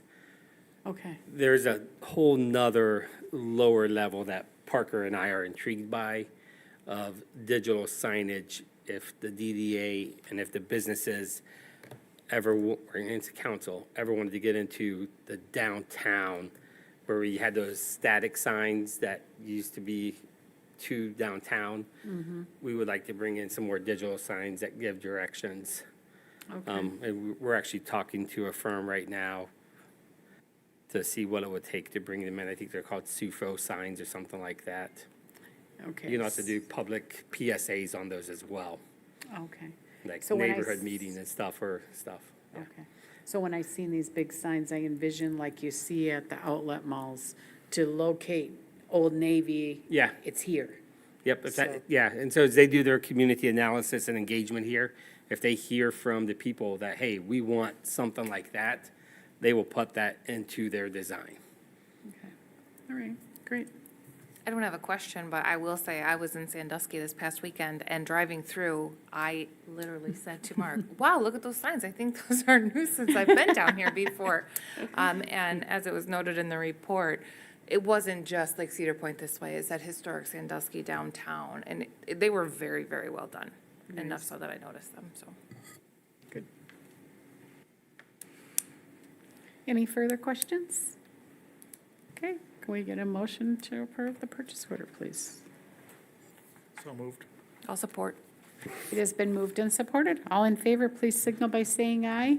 Aye. All opposed, same sign. Motion carries.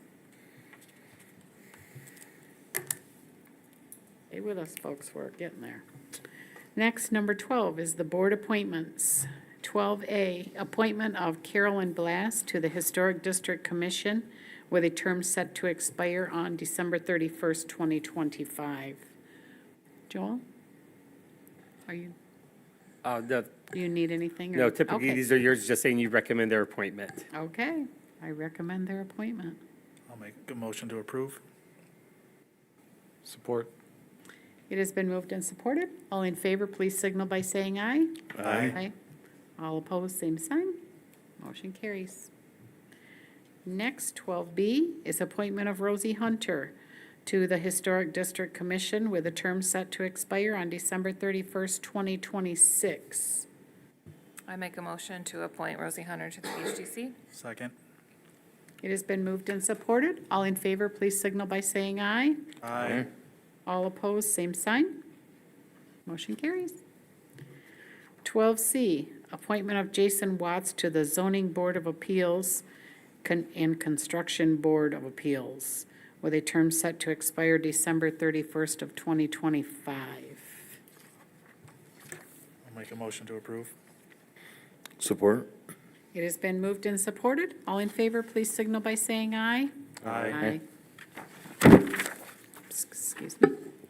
12D is appointment of Rachel McKenzie to the Zoning Board of Appeals and Construction Board of Appeals with a term set to expire on December 31st, 2026. I make a motion to appoint Rachel McKenzie. Support. It has been moved and supported. All in favor, please signal by saying aye. Aye. All opposed, same sign. Motion carries. Okay, and next on the agenda is communications from city manager, council, and mayor. Doug? Doug Kay, do you have anything? Yes. Got bid packets out last week with bids due on the 21st of this month. One packet is for repairs to the Riverfront Boardwalk, and another one is for the winter maintenance in downtown area. And I've had two contractors call about the boardwalk project. One's JHM out of Hamilton, I think, and the other one is Grand River out of Hudsonville. And Milbacher has a copy of the bid plan too, so. we'll find out on the 21st what the bids are. Great, good. Thank you, Doug. McKenna, do you have anything? I almost said McKinley, don't ask me why, but Michaela. Yes, I do have something. So I just wanted to let council know that I do plan on bringing a resolution to the next council meeting for redistricting of the election precincts. So I just wanted to keep that on your radar and give you an update on that. And also a reminder that there will be no study session at the next meeting. So we'll just have the regular meeting on the 26th. Thank you, Michaela. Parker, do you have anything? Yeah, Bridgefest was just this past weekend, as well as the kickoff to Rollin' on the River. Rollin' on the River, I think, had over like 250 people down there on the riverfront, so we were thrilled by the turnout for the first one amidst all the construction. And Bridgefest we also labeled as a success as well. Obviously, things were a lot different than it has been in the past, but people still turned out. People still had a wonderful time. We got really great feedback, as well as some constructive feedback as well. And looking forward to next year when there's no construction downtown, having to work around that. But special thank you to council members Hanse and Morgan and Mayor Pro Tem Byrd, who's not here obviously, but for manning our tent at the community booths on Locust Street. It was appreciated. So obviously tonight with Fork in the Road, I'll be going around and chatting with all of our food trucks that were here tonight, asking them how things went, but it appears that it was another busy night down here, so. It looked very busy. Yeah. And thank you, Parker, for all you do. Joel, do you have anything? Nothing for me. Thank you. Bill? Just a shout out to the water department. They worked their tails off last Friday. They were there from dusk till dawn. And I appreciate it, and the city should appreciate it. So thank you, Doug. I will pass that along. Dave? On May 30, I attended the county's solid waste planning committee meeting. The big thing coming there is the state regulation for solid waste planning, Part 115, was updated during this legislative session, and it makes some, it sets some higher goals for waste management, and sets in some big changes for how that gets managed for each county. All the counties now have to update their plans, which the Allegan County plan hasn't been updated for over 20 years now. The discussion we had on the 30th was an analysis of different options for how we would go about funding and managing the writing of that plan. We're still a good 90 days out from having to start that process, and then it'll be a process to actually rewrite it. So it's very early stage, but it will likely bring some big changes to the way solid waste gets handled within the county. And then I was also curious if we've got an update on the ordinance committee, if there's a timeline for when we'll see that coming back, any of those chapters.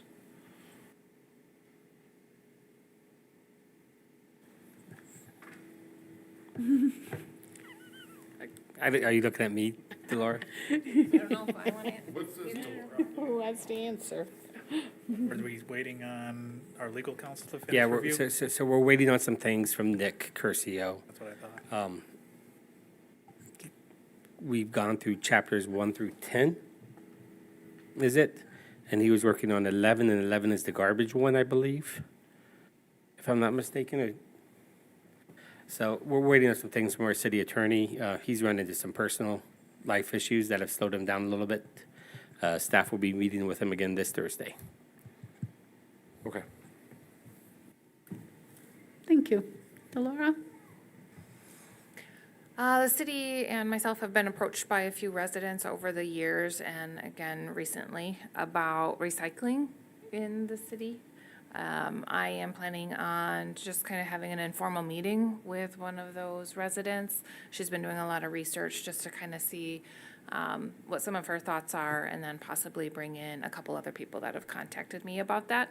And then I will bring that information back to council to see if that's something that we want to continue to look at. I know we had a presentation by the county, maybe with all the solid waste changes that could possibly change. But whether or not residents will petition to get some language for recycling, or if the city wants to try to partner with someone or look at single hauler recycling, so stay tuned. Thank you. Mike, do you have anything? Nothing. Peter? Nothing. Nor do I. It is 8 o'clock. We will adjourn the meeting. Thank you.